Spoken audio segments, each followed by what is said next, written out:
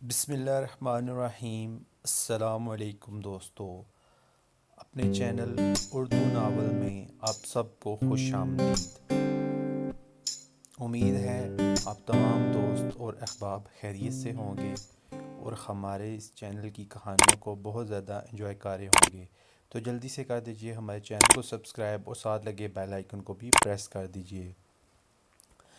تو آئیے آج ہم اپنی نئی کہانی کا آغاز کرتے ہیں۔ دوستو، جیسا کہ آپ سب دوستوں کو معلوم ہے کہ ہم نے طاہر جاوید مغل کے قلم سے لکھی گئی داستانیں جو کہ انسپیکٹر محمد نواز خان کی سچی آپ بیتیوں پر مبنی ہیں، ان کہانیوں کا ایک سلسلہ شروع کیا ہے۔ تو آج ہم اسی سلسلے کی ایک اور کہانی لے کر آپ سب دوستوں کی خدمت میں حاضر ہیں۔ کہانی کا کچھ عنوان یوں ہے کہ عزت کی بھوکی، اور کہانی کا متن آپ تمام دوستوں سے شیئر کرنا چاہوں گا۔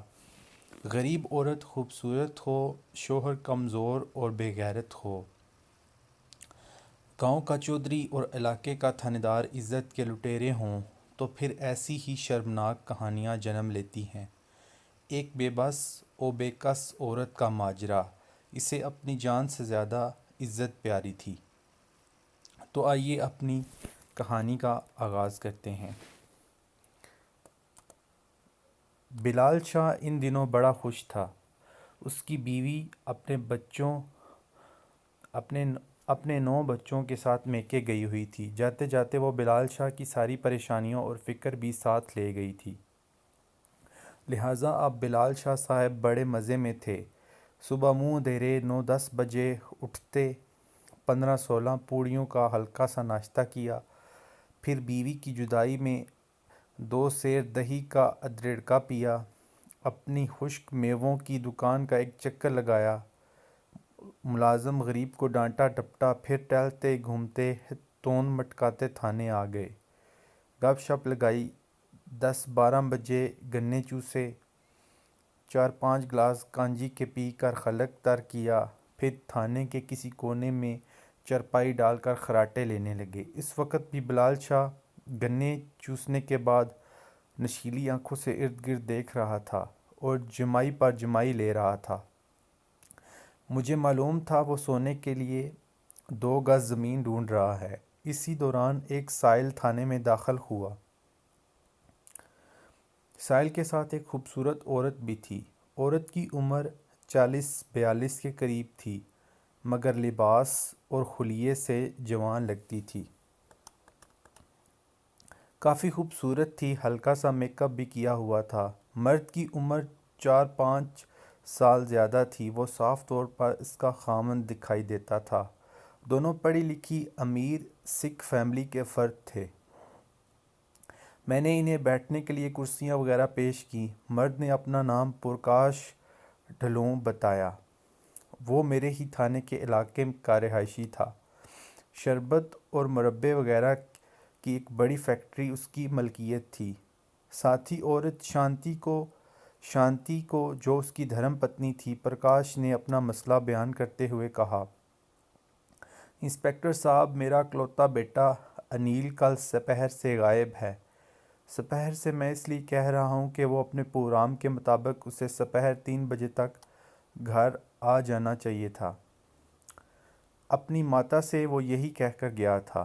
اسے اپنے ایک دوست کے خاں باغ رامانند جانا تھا۔ ہم رات 9-9:30 بجے تک یہی سمجھتے رہے کہ وہ شاید اسے دیر ہو گئی ہے، لیکن جب رات 10:30 بجے تک قریب میں رامانند باغ پہنچا تو اس کے دوست وجے نے بتایا کہ وہ تو دوپہر 11:30 بجے ان کے گھر آیا تھا اور 1 گھنٹہ ٹھہر کر واپس چلا گیا تھا۔ اس کے بعد ہمیں سخت فکر لاحق ہوئی۔ میں نے پرکاش کی بات کاٹتے ہوئے کہا، ڈھلوں صاحب، آپ تسلی سے بات کریں، اس طرح نہ میری سمجھ میں کچھ آئے گا اور نہ آپ ٹھیک طرح بتا پائیں گے۔ سب سے پہلے مجھے یہ بتائیں کہ لڑکے کی عمر کیا ہے، وہ کیا کرتا ہے، اور گھر میں اس کے علاوہ اور کون کون افراد رہتے ہیں۔ پرکاش کی بجائے اس کی پتنی نے گلوکیر لہجے میں کہنا شروع کیا، انسپکٹر صاحب، میرا بچہ ڈاکٹر ہے، جوان جہان ہے، بھگوان جانے کیسا مقدر ہے اس کا، جب سے پیدا ہوا ہے دکھ دیکھ رہا ہے۔ سچی بات یہ ہے کہ وہ اپنے پتا سے اس کی کبھی نہیں بنی۔ کچھ اس کا بھی دوش ہوتا تھا، کچھ یہ بھی طبیعت کے سخت ہیں۔ بہرحال جیسے تیسے کہہ کر اس نے تعلیم جاری رکھی اور MBBS کا امتحان پاس کر لیا۔ اس کی تمنا تھی کہ وہ شہر سے دور کسی گاؤں یا قصبے میں جا کر کلینک کھولے اور غریب لوگوں کی خدمت کرے۔ بس اس بات پر پتا سے اس کا جھگڑا رہتا تھا۔ یہ اسے سمجھاتے تھے کہ پہلے شہر میں قدم جما لو، پھر جو جی چاہے کرنا۔ شہر میں زندگی آسان ہے اور روپیہ زیادہ ہے۔ وہ کہتا تھا کہ گاؤں میں بیماری زیادہ ہے، اس لیے ڈاکٹروں کی ضرورت بھی زیادہ ہے۔ میں بھی اپنے طور پر اسے سمجھانے کی کوشش کی، لیکن وہ نہیں مانا۔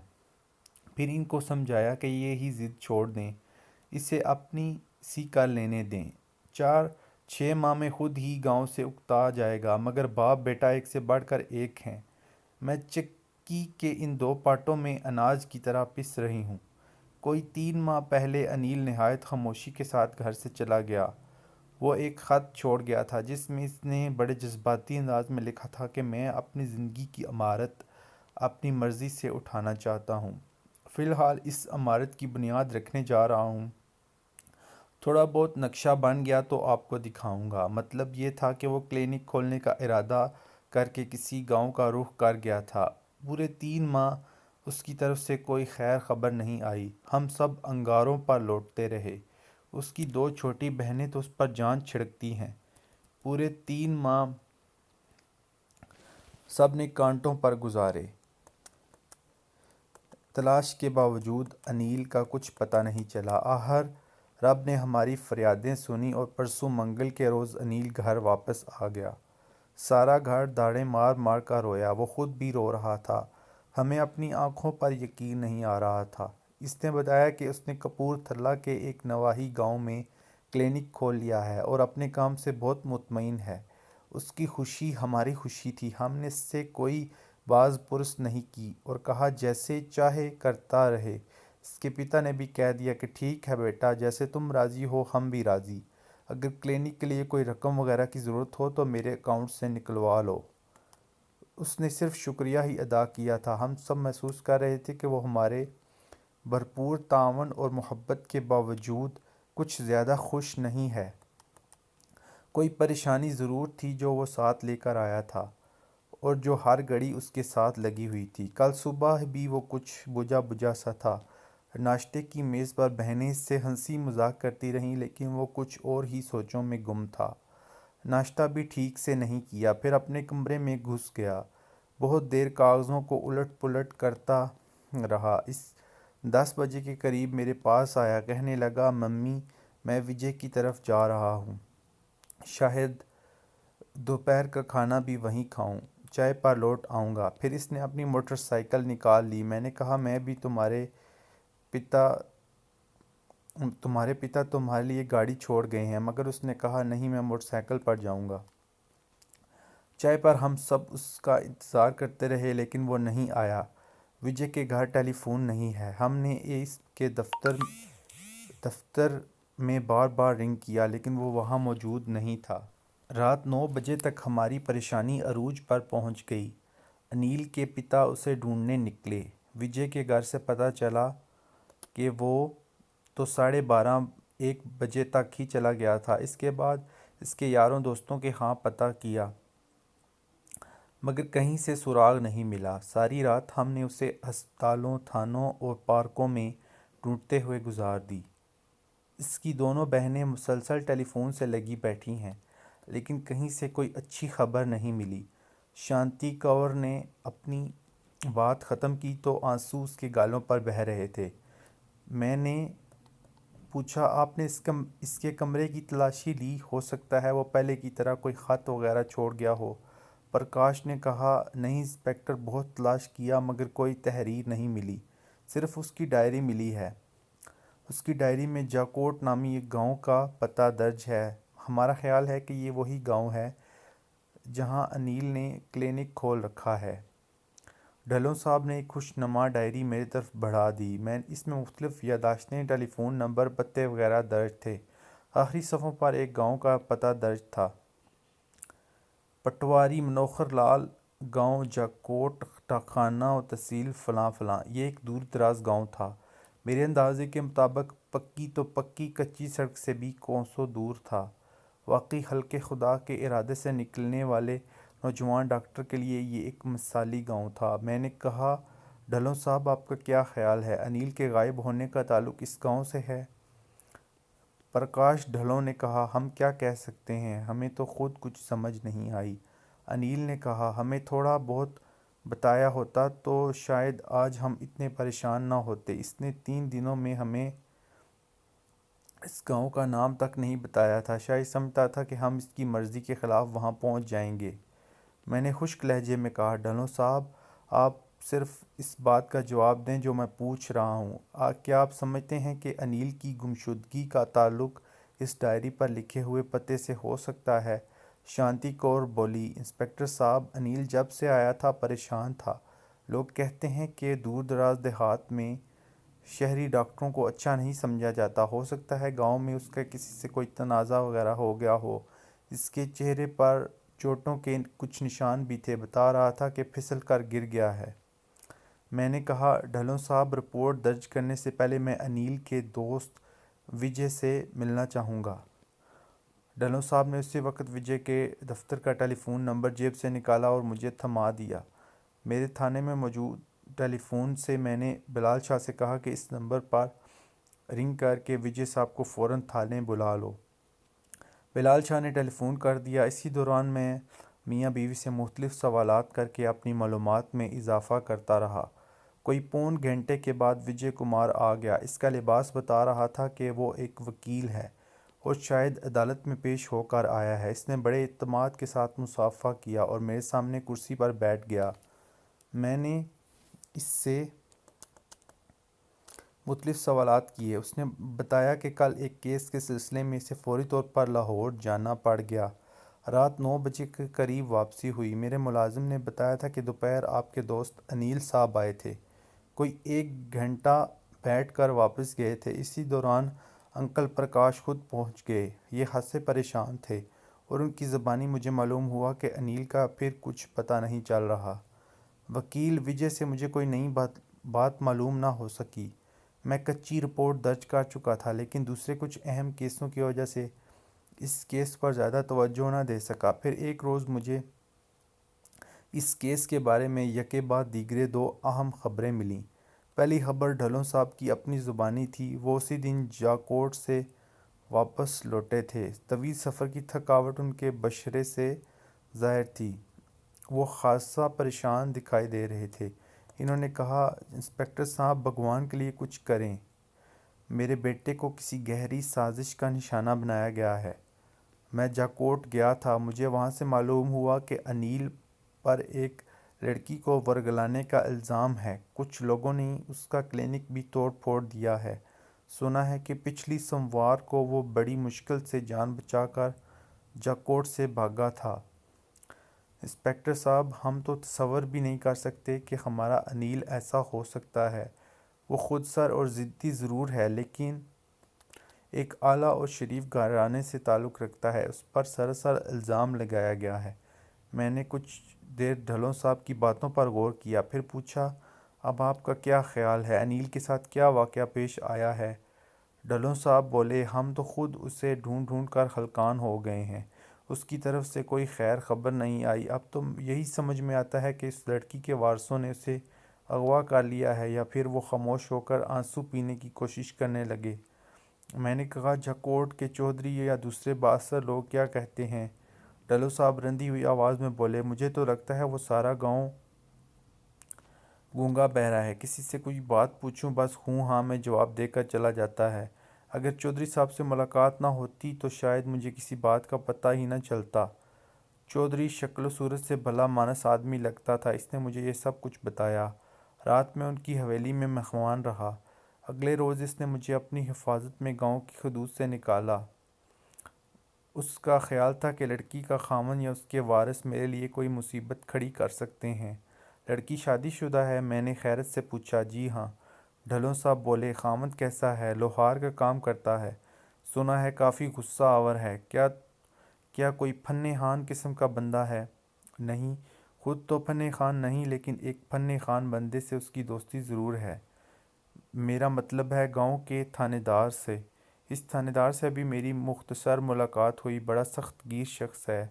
ارد گرد کے دیہات میں اس نے دہشت بٹھا رکھی ہے، کسی کو اونچا سانس لینے نہیں دیتا تھا۔ ویسے تو شاید سب انسپکٹر ہے، لیکن ڈی آئی جی کی طرح حکومت کر رہا ہے۔ کیا نام ہے اس کا؟ میرے اندر تجسس جاگا۔ نام تو مجھے معلوم نہیں، کالا سا ہندو ہے، ماتھے پر تلک لگاتا ہے۔ انسپکٹر صاحب، مجھے تو وشواس ہو رہا ہے کہ لڑکی کے شوہر نے اس کے ساتھ مل کر انیل کو اغوا کر لیا ہے۔ ڈھلو صاحب کی بات سمجھ میں آ رہی تھی۔ یہ عین ممکن تھا کہ انیل کی کسی قسم کی قانونی چارجوئی کے لیے شہر آیا ہو، اس کے دشمنوں نے اسے پولیس کچہری تک پہنچنے سے پہلے ہی اٹھوا لیا ہو۔ اس صورت میں اس کی زندگی شدید خطرے میں تھی۔ میں نے سوچا کہ ایک پولیس پارٹی کو ڈھلو صاحب کے ہمراہ اس گاؤں بھجواؤں، تاکہ وہاں کے ٹھیک ٹھاک حالات معلوم ہو سکیں۔ اس کے علاوہ اگر انیل تھانے دار کے پاس حبس بے جاں میں ہے تو اسے رہائی دلائی جا سکے۔ میں نے ڈھلو صاحب سے کچھ مزید معلومات حاصل کیں اور انہیں تسلی تشفی دے کر واپس بھیج دیا۔ اس سے اگلے روز مجھے اس کیس کے حوالے سے دوسری اہم خبر ملی۔ شہر کے شمالی حصے میں ایک گندے نالے سے ایک موٹر سائیکل برآمد ہوا ہے۔ موٹر سائیکل کے کاغذات سے پتہ چلا ہے کہ یہ انیل ڈھلو کے نام رجسٹر ہے۔ ڈھلو صاحب نے تھانے میں آ کر بیٹے کا موٹر سائیکل پہچان لیا اور آنسو بہانے لگے۔ یہ عین ممکن تھا کہ انیل موٹر سائیکل سمیت نالے میں گر گیا ہو یا گرا دیا گیا ہو۔ میں نے فوراً عملے کو ہدایت کی کہ نالے میں لاش کی تلاشی کرائی جائے۔ شام تک انتھک کوششوں کے باوجود کسی لاش کا سراغ نہیں ملا۔ اگلے روز میں نے اپنے سب انسپکٹر کی قیادت میں ایک تفتیشی پارٹی جاکوٹ روانہ کرنے کی تیاری کر لی۔ سفر خاصا لمبا تھا، اس لیے میں نے انہیں تفصیل سے ہدایت دی۔ ابھی بھی ہدایات دے رہا تھا کہ سارا پروگرام الٹ پلٹ ہو گیا۔ ایس پی صاحب کا فون آیا اور انہوں نے مجھے فوراً ہیڈ کوارٹر بلایا۔ میرے پہنچنے پر انہوں نے بتایا کہ پرکوش ڈھلو صاحب ان کے دوستوں میں شمار ہوتے ہیں، لہٰذا میں ان کے بیٹے کی بازیابی کے لیے اپنی پوری کوشش کروں۔ اس کے علاوہ وہ یہ بھی چاہتے تھے کہ یہ جاکوٹ کے بددماغ تھانے دار کے بارے میں ٹھیک ٹھاک معلومات فراہم کی جائیں۔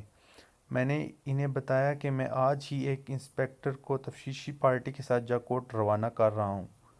ایس پی صاحب نے خواہش ظاہر کی ہے سب انسپکٹر کی بجائے میں خود اس تفتیش پر جاؤں۔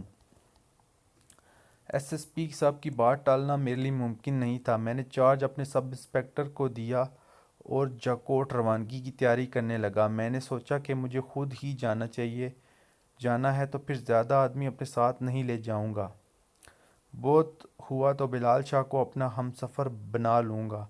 کام کرنے کا میرا بھی ایک اپنا انداز ہے، اور قارئین اب تک اس انداز کو سمجھ ہی چکے ہوں گے۔ وہ اپریل کی ایک چمکیلی دوپہر تھی۔ جلندھر سے کوئی 40 میل دور ہم ایک چھوٹے سے ریلوے اسٹیشن پر اترے۔ یہاں سے ایک خستہ حال تانگے میں بیٹھ کر ہم نے کچے راستے پر کوئی 6 کوس کا فاصلہ طے کیا۔ تانگے نے ہمیں ایک چھوٹی سی نہر کے ویران پل پر اتار دیا۔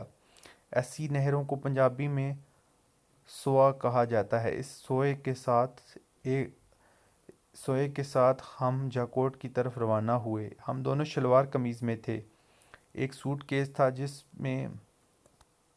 جسے کبھی میں اور کبھی بلال شاہ اٹھا لیتا تھا۔ سوٹ کیس میں میری 2 وردیاں، بلال شاہ کا ایک جوڑا اور کچھ کاغذات وغیرہ تھے۔ سپہر کے وقت ایک عجیب واقعہ رونما ہوا۔ جاکوٹ کی حدود میں داخل ہونے کے لیے ہمیں ایک نہر پار کرنا تھی۔ یہ نہر سوئے سے کافی بڑی اور گہری بھی تھی۔ پل وہاں سے کافی دور تھا اور ہم میں اتنی ہمت نہیں تھی کہ پل تک پہنچ سکتے، لہٰذا دیہاتیوں کے عام رواج کے مطابق ہم شلواریں چڑھا کر پانی کے اندر داخل ہو گئے۔ پانی ہماری بغلوں تک پہنچ رہا تھا۔ کچھ کالی بھوری بھینسیں بھی وہاں تیر رہی تھیں۔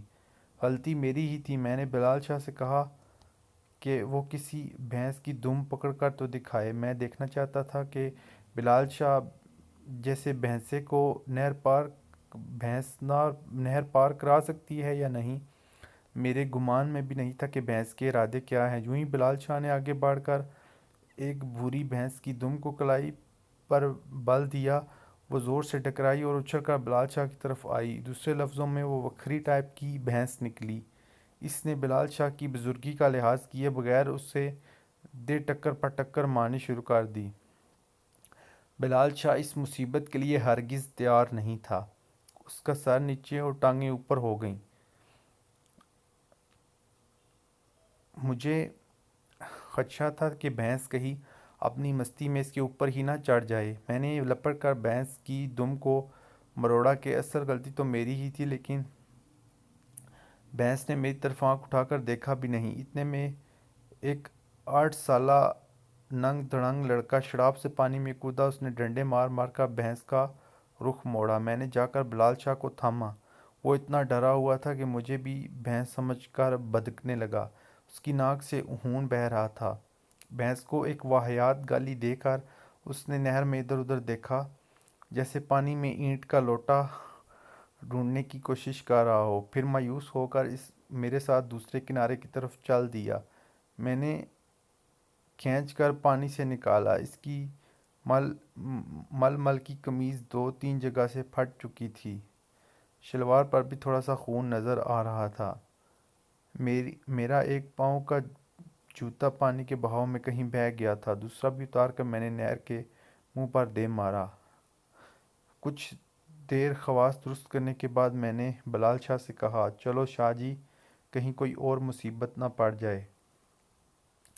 بلال شاہ کو ہنسی بھی آ رہی تھی اور رونا بھی۔ بات یہ تھی بھی اس طرح کی، یوں ہی بیٹھے بٹھائے ہم نے مصیبت گلے ڈال لی تھی۔ وہ ہائے ہائے کرتا ہوا اور لنگڑاتا ہوا میرے ساتھ چل دیا۔ کہنے لگا، خان صاحب، آپ کی جوتی کا بہت افسوس ہوا، اب ننگے پاؤں جانا پڑے گا۔ وہ اتنا حواس باختہ تھا کہ ابھی تک اسے اصل نقصان کا علم نہیں ہوا تھا۔ میں نے کہا، شاہ جی، جوتی کو تو خیر دفع کرو، اس سامان کا کہو جو تمہارے پاس تھا۔ کیا مطلب؟ بلال شاہ چونکا، سوٹ کیس کہاں ہے؟ بلال شاہ نے اپنے خالی ہاتھوں کی طرف دیکھا اور اس کے چہرے پر تاریک سایہ لہرا گیا۔ در حقیقت افراتفری میں سوٹ کیس اس کے ہاتھ سے چھوٹ کر پانی میں بہہ چکا تھا۔ بہاؤ کافی تیز تھا اور بہت کم امکان تھا کہ تلاش کرنے پر ہمیں مل جائے، لیکن اگر مل بھی جاتا تو نہ ملنے کے برابر تھا۔ کپڑے، کاغذات وغیرہ سب کچھ غارت ہو چکے تھے۔ صورتحال سمجھ میں آئی تو بلال شاہ مڑ کے نہر کی طرف بھاگا، لیکن میں نے لپک کر اسے تھام لیا۔ اب رہنے دو شاہ جی، گاؤں سے اور کپڑے لے لیں گے، یہ نہ ہو کہ بھینس ابھی تک غصے میں ہو۔ بلال شاہ مایوسی سے سر پکڑ کر بیٹھ گیا۔ سوٹ کیس میں اس کی نسوار کا پڑا بھی تھا اور غالباً اس پڑے کا اسے زیادہ دکھ تھا۔ میں بلال شاہ کو دلاسا دینے کی کوشش کر رہا تھا جب قریب سے دھول اڑتی نظر آئی، پھر ایک کھٹارا سی جیپ گھوں گھوں کرتی ہمارے پاس آ کر رکی۔ جیپ میں سے ایک کالے کلوٹے پولیس والے نے چہرہ باہر نکالا۔ اس کے ماتھے پر سرخ اور سفید تلک تھا، کانوں میں چھوٹی چھوٹی مرکیاں اور داڑھی بڑھی ہوئی تھی۔ میں اسے دیکھتے ہی میں سمجھ گیا کہ ڈھلوں صاحب نے اسی شخص کا ذکر خیر کیا تھا۔ اس نے ہمیں سر سے پاؤں تک گھورا، پھر مشکوک لہجے میں بڑی بدتمیزی سے بولا، ابے کہاں سے آوت ہو؟ پھر خود ہی بولا، لگتا ہے کہیں سے بھاگے ہوئے ہو۔ میرے دل میں نہ جانے کیا آئی۔ میں نے مسکین لہجے میں کہا، ندی پار سے آئے ہیں جی، شہر جا رہے ہیں روزگار کی تلاش میں۔ اس نے بیڑی کا ایک زوردار کش لیا، حرام جادو، روزگار کی تلاش میں یا رسہ گیری کرنے نکلے ہو؟ بلال شاہ نے بنا کر کچھ کہنا چاہا، مگر میں نے آہستہ سے اس کا ہاتھ دبا دیا اور اسی لہجے میں بولا، نہیں ماں باپ، ہم تو سیدھے سادے لوگ ہیں، چھوٹے چھوٹے بچے ہیں ہمارے۔ تھانے دار نے اپنے پیچھے بیٹھے ایک مخبر نما شخص سے پوچھا، او خیرو کے بچے، جانتا ہے ان دونوں دم چھلوں کو؟ خیرو نے نفی میں سر ہلایا۔ تھانے دار نے لال پیلی آنکھوں سے ہمیں گھورا، پھر کانسٹیبل سے بولا، ذرا تلاشی لو ان دونوں بڑووں کی۔ اپنے لیے بڑوے کے لقب پر بلال شاہ تلملا کر رہ گیا۔ کانسٹیبل نے نیچے اتر کر بڑی بے تکلفی سے ہماری تلاشی لی۔ بلال شاہ کی جیب سے ایک موچنا اور چند روپے کی ریزگاری نکلی۔ میری جیب سے سوائے ایک چابی کے کچھ نہیں تھا، اور یہ چابی تھی اس بے وفا سوٹ کیس کی جو ہمارا سب کچھ لے کر نامعلوم سمت روانہ ہو گیا۔ تھانے نے چابی کو غور سے دیکھا، پھر نظروں کو ترچھا کر کے بڑے ماہرانہ انداز میں مجھے گھورنے لگا۔ گالی دے کر بولا، ابے لبوترے، یہ ولائتی سوٹ کیس تیری جوڑ جہیز میں لائی تھی کیا؟ میں نے کہا، ہم مائی باپ رستے میں بڑی چمک دے رہی تھی، میں نے اٹھا لی۔ مجھے نہیں معلوم سوٹ کیس کی ہے یا کسی اور شے کی۔ رستے میں بڑی چمک دے رہی تھی۔ اس نے مضحکہ خیز انداز میں سر اوپر نیچے ہلایا، پھر کانسٹیبل سے گرج کر بولا، بٹھا ان دونوں بڑووں کو جیپ میں، تھانے لے جا کر پوچھوں گا ان سے۔ میں نے گھبرانے کی اداکاری کی۔ کانسٹیبل نے ہمیں دھکیلتے ہوئے جیپ میں بٹھا دیا، لیکن شرافت ملاحظہ ہو کے نشستوں پر نہیں بٹھایا، نیچے فرش پر جگہ دی۔ بلال شاہ غصے میں بری طرح کھول رہا تھا۔ اگر میں نے منع نہ کیا ہوتا تو اب تک ہمارا سارا بانڈا پھوٹ چکا ہوتا۔ دو ہیڈ کانسٹیبلوں کے قدموں میں بیٹھتے ہوئے ہم نے سفر جاری رکھا۔ وہ دونوں مسلسل بلال شاہ کی پھٹی ہوئی قمیض کو گھور رہے تھے۔ ایک نے مونچھوں کو تاؤ دے کر کہا، موٹے، یہ کہاں سے پھڑوا کے آیا ہے؟ بلال شاہ کی بجائے میں نے کہا، جناب، رستے میں ایک مارنے والی بھینس سے ٹاکرا ہو گیا تھا، میری جوتی بھی نہر میں چلی گئی۔ کانسٹیبل بولا، جوتیوں کی پرواہ نہ کرو، وہ تو بڑی مل جائیں گی تمہیں۔ دوسرے کانسٹیبل نے آہستہ سے کہا، اگر کوئی کام دکھایا ہے تو بڑے تھانے دار صاحب کو سچ سچ بتا دو، ورنہ بہت بری طرح پھنسو گے، پانی پلا پلا کر ماریں گے اور اوپر سے چیخنے بھی نہیں دیں گے۔ دوسرے کانسٹیبل نے سرگوشی کی، اگر گھر میں کوئی جوان بہن یا بیوی ہے تو اسی کا ہی خیال کر لو۔ تھانے دار جی سب کو تھانے بلا لیتے ہیں، چلو شاباش، سچ سچ بتا دو، کہاں سے لی تھی یہ چابی؟ اتنے میں جیپ میں ایک دھچکا لگا اور تھوڑی دور چلنے کے بعد مسنگ کرنے کے بعد رک گئی۔ بڑے تھانے دار صاحب نے جیپ کو ایک بڑی گالی دی۔ ڈرائیور، جو ایک احمق کانسٹیبل تھا، کچھ دیر چابی گھما کر اسے سٹارٹ کرنے کی کوشش کرتا رہا، پھر مایوسی سے سر ہلانے لگا۔ بڑے تھاندار نے کہا، چلو ان دونوں کو اتارو نیچے۔ اس کے حکم پر ہمیں نیچے اتار دیا گیا۔ ایک کانسٹیبل قریبی کھیت سے ایک اور مزدور کو پکڑ لایا۔ ہم تینوں کو دھکا لگانے پر لگا دیا تھا۔ وڈا تھانے دار اور اس کے تینوں کانسٹیبل بڑے ٹھاٹھ سے جیپ میں بیٹھے رہے۔ بلال شاہ بار بار غصیلی نظروں سے مجھے گھور رہا تھا۔ میں اس کے غصے پر اندر ہی اندر ہنس رہا تھا۔ در حقیقت میرا ایسا ڈرامہ کرنے کا کوئی ارادہ نہیں تھا۔ وڈے تھانے دار سے گفتگو کا آغاز میں نے ہنسی مذاق کے موڈ میں کیا تھا اور سوچا تھا کہ تھوڑی دیر میں اسے حقیقت بتا دوں گا، لیکن اب نہ جانے کیوں میرا دل چاہ رہا تھا کہ میرے اور ان لوگوں کے درمیان جو پردہ پڑ گیا ہے وہ پڑا ہی رہے۔ اس پردے سے بہت سے فائدے حاصل ہو سکتے تھے۔ بلال شاہ کے بار بار گھورنے اور دانت پیسنے کے باوجود میں نے اپنی خاموشی برقرار رکھی اور گاڑی کو دھکا لگاتا رہا۔ جاکوٹ میں بھی ہم اسی طرح داخل ہوئے۔ جیپ کو دیکھتے ہی لوگ سڑک کے کناروں پر ہو جاتے اور ہاتھ اٹھا اٹھا کر سلام کرتے اور مؤدب کھڑے رہتے۔ ہم تھانے کے احاطے میں داخل ہوئے تو پسینے سے شرابور ہو رہے تھے۔ کانسٹیبلوں نے کھیت مزدور کو چھٹی دے دی اور ہم دونوں کو ایک جانب چارپائی پر بٹھا دیا۔ وڈے تھانے دار نے شاہانہ حکم دیا، کرم دین اور فضلے کو حاضر کرو۔ دو سپاہی گئے اور تھوڑی دیر میں کرم دین اور فضلے کو لے کر آ گئے۔ یہ دو میلے کچیلے شخص تھے۔ جیسا کہ بعد میں پتہ چلا وہ سائیکل مستری تھے، کبھی کبھار ڈیزل انجن وغیرہ بھی ٹھیک کر لیتے تھے۔ وڈے تھانے دار نے انہیں گھور کر دیکھا اور کڑک کر مرغا بننے کا حکم دیا۔ وہ دونوں پہلے تو گھبرائے، پھر مشینی انداز میں جھکے اور ٹانگوں کے نیچے سے ہاتھ نکال کر مرغا بن گئے۔ اس اہم کام سے فارغ ہو کر وڈا تھانے دار ہماری طرف متوجہ ہوا۔ پہلے اس نے کسی اصل مرغے کی طرح ہمارے چاروں طرف چکر لگایا، اچھی طرح گھورا، غور کیا، پھر بولا، ہاں میرے شہزادو، کیا ارادے ہیں؟ سچ سچ بتاوت ہو یا کان پکڑوا دوں تم کو بھی؟ میں نے کہا، مائی باپ، اگر ہمارا قصور ان جیسا ہے تو پھر بے شک کان پکڑوا دیں، لیکن اگر… وہ میری بات کاٹ کر بولا، بھڑوو قصور تو ان کا تمہارے مقابلے میں کچھ بھی نہیں ہے، ان سے تو میری گاڑی ٹھیک نہیں ہوئی، اور تم نے مارا ہے ڈاکہ، اور ڈاکہ بھی کوئی چھوٹا موٹا نہیں۔ تھانے دار کی بات سے میں سمجھ گیا کہ مورگا بننے والوں کا قصور صرف اتنا ہے کہ وڈے تھانے دار کی کھٹارا جیپ ٹھیک کرنے میں کامیاب نہیں ہوئے تھے۔ میں نے ڈاکے والی بات نظر انداز کرتے ہوئے کہا، مائی باپ، اگر آپ کی آگیا ہو تو میں جیپ کو ٹھیک کر کے دیکھوں؟ وڈے تھانے دار نے، جس کا اصل نام شیکر بیدی تھا، وہ ایک قدم پیچھے ہٹ کر مجھے غور سے دیکھا۔ ابے تو ابھی کہہ رہا تھا کہ روزگار کے لیے شہر جا رہا ہے، یہ موٹر مکینکی کہاں سے سیکھی تو نے؟ میں نے کہا، مائی باپ، یہ شہر کی طرف میرا دوسرا سفر ہے، ایک دفعہ پہلے بھی سال ڈیڑھ کے لیے رہ کے آیا ہوں۔ وڈے تھانے دار نے مجھے آزمائشی طور پر جیپ سے چھیڑ خانی کرنے کی اجازت دے دی۔ میں نے ٹول بکس سے اوزار نکالے، بونٹ اٹھا کر دیکھا، پلگ چیک کیے، پھر نظر بیٹری کے تار پر پڑی تو وہ بظاہر بیٹری سے جڑا ہوا تھا لیکن اصل میں جل چکا تھا۔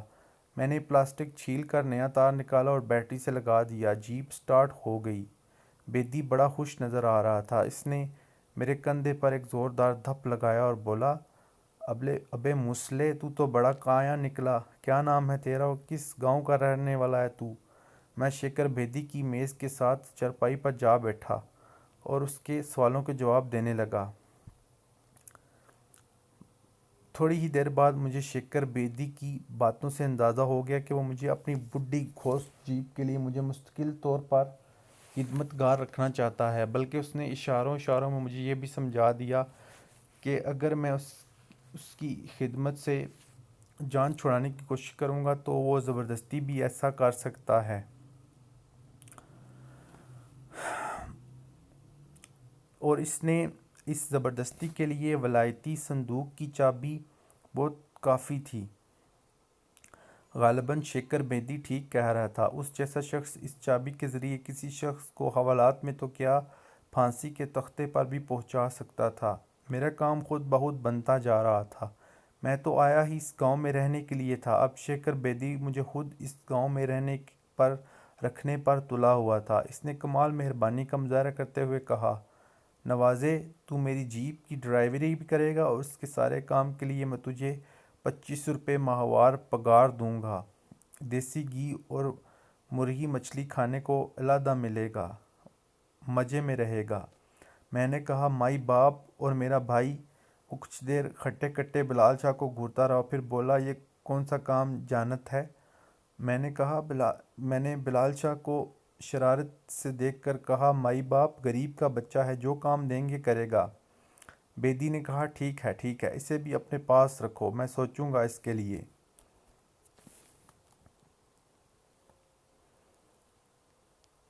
ڈلو صاحب نے درست اندازہ لگایا تھا۔ یہ پورا گاؤں وڈے تھانے دار یعنی سب انسپکٹر شیکر بیدی کے زیر اثر تھا۔ اس کی اجازت کے بغیر کوئی چڑیا بھی پر نہیں مار سکتی تھی۔ سیدھے سادے ان پڑھ لوگ تھے، شہروں کی روشنی سے بہت دور تھے، لہٰذا بیدی ہی ان کے لیے سب کچھ تھا۔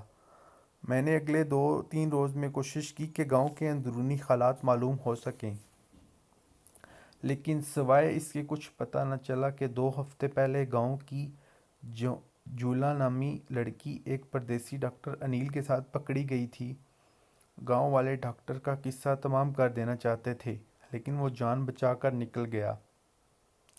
یہ باتیں مجھے تھانے ہی کے ایک کانسٹیبل سے معلوم ہوئی تھیں۔ صاف طور پر محسوس ہو رہا تھا کہ کانسٹیبل مجھ پر پورا بھروسہ نہیں کر رہا اور بہت کچھ چھپا رہا ہے۔ عام لوگوں کی طرح اس کے دل میں بھی وڈے تھانے دار کا خوف بیٹھا ہوا تھا۔ مجھے ایک شک یہ بھی تھا کہ ہو سکتا ہے مغوی انیل کو تھانے ہی میں قید رکھا گیا ہو۔ میں نے تھانے کی عمارت کو اچھی طرح گھوم پھر کر دیکھا، لیکن اس میں کوئی سراغ نہیں ملا۔ ایک بار پھر مجھے فکر پڑ گئی کہ کہیں انیل کو ہلاک ہی تو نہیں کر دیا گیا، اسے ہلاک کرنے والا کون ہو سکتا ہے؟ شیکر بیدی لڑکی کا شوہر یا کوئی اور؟ گاؤں میں آئے ہوئے مجھے چوتھا روز تھا، لیکن ابھی تک میں لڑکی جولا یا اس کے شوہر کو نہیں دیکھ سکا تھا، مگر یہ 5ویں روز میری یہ مشکل خود بخود آسان ہو گئی۔ میں تھانے کے احاطے میں اس بڈھی کھوسٹ قریب المرگ جیپ کے پاس چارپائی ڈالے لیٹا تھا کہ بلال شاہ تیز تیز چلتا ہوا میری طرف آیا۔ اس کا حلیہ دیکھنے کے قابل تھا۔ اس نے صرف ایک بنیان پہن رکھی تھی اور ایک پھٹی پرانی دھوتی کو لنگوٹ کی طرح کسا ہوا تھا۔ ہاتھ کونیوں تک صابن کی جھاگ میں لتھڑے ہوئے تھے۔ دراصل وڈے تھانے دار نے اس کی غریبی پر ترس کھاتے ہوئے اسے تھانے کی لانڈری میں دھوبی لگا دیا تھا۔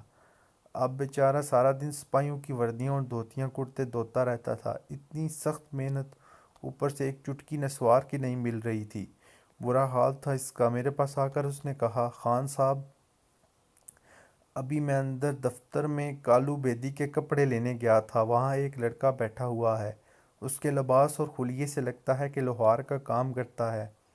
میرا خیال ہے کہ وہی جولاں کا شوہر ہے۔ بلال شاہ وڈے تھانے دار کو کالو بیدی کہتا تھا۔ یہ خبر میرے لیے بے حد اہم تھی۔ میں نے یوں ہی جیپ کا ایک پرزہ نکالا اور ٹہلتا ہوا بیدی کے کمرے کی طرف چلا گیا۔ چک کے دوسرے طرف سے باتیں کرنے کی آوازیں آ رہی تھیں۔ شیکر بیدی کہہ رہا تھا، پتنی کو پتی کا حکم ماننا چاہیے، جو ایسا نہیں کرتی وہ پتنی کہلانے کی حقدار ہی نہیں، سوٹ کر دینا چاہیے اس کو۔ دوسرے شخص کی آواز آئی، سرکار کیسے سمجھاؤں میں اس کو، اسے تو میری عزت بےعزتی کا پاس ہی نہیں رہا۔ بیدی بولا، بھگتو، ایسا کر، اسے میرے پاس بھیج، میں سمجھاؤں گا اس کو، دیکھتا ہوں کیسے نہیں مانتی، یہ ہم دونوں کی عزت کا سوال ہے۔ دوسرا شخص جسے بیدی نے بھگتو کہا تھا کچھ دیر خاموش رہا، پھر مسکین آواز میں بولا، ٹھیک ہے سرکار، میں آج شام کے بعد اسے لے کر آؤں گا۔ اتنے میں ایک کانسٹیبل آتا دکھائی دیا۔ میں جلدی سے چک اٹھا کر اندر داخل ہو گیا۔ بیدی خشک لہجے میں بولا، ابے او نوازے، تجھے تیرے باپ نے تمیز نہیں سکھائی؟ افسر کے کمرے میں اس طرح منہ اٹھا کر چلے آوت ہیں، آواز کیوں نہیں دی پہلے؟ میں نے دل ہی دل میں اس پر لعنت بھیجی، پھر شرمندگی سے کہا، معافی چاہتا ہوں مائی باپ، دراصل یہ پرزہ تھا، بالکل سیدھا سادہ ہے، اگر کوئی لوہار یہاں گاؤں میں ہی ڈھال دے تو شہر نہ جانا پڑے گا۔ بیدی نے کہا، ابے یہ لوہار تیرے سامنے ہی تو بیٹھا ہے، جو چاہے اس سے ڈھلوا لے، بڑا خرانٹ کاریگر ہے، صرف ایک پتنی ہے جو اس کے سانچے میں نہیں ڈلتی۔ اب مجھے یقین ہو چکا تھا کہ یہی جولاں کا شوہر ہے۔ میں نے پتنی والی بات نظر انداز کرتے ہوئے پرزہ بھگتو کو دکھایا اور اس سے باتیں کرنے لگا۔ میرا مقصد یہی تھا کہ بھگتو کے طور اتوار کا پتہ چلے۔ جلد ہی مجھے اندازہ ہو گیا کہ وہ ایک جاہل سا بزدل شخص ہے اور اس سے ہرگز توقع نہیں کی جا سکتی کہ اس نے اپنے طور پر انیل کو کوئی نقصان پہنچایا ہوگا۔ شام تک میں بڑی شدت سے جولاں اور بھگتو کا انتظار کرتا رہا۔ آخرکار اندھیرا پھیلا اور خدا خدا کر کے وہ دونوں تھانے کے دروازے پر نظر آئے۔ بھگتو نے سکھوں کا مخصوص لباس پہن رکھا تھا، یعنی دھوتی، قمیض اور پگڑی۔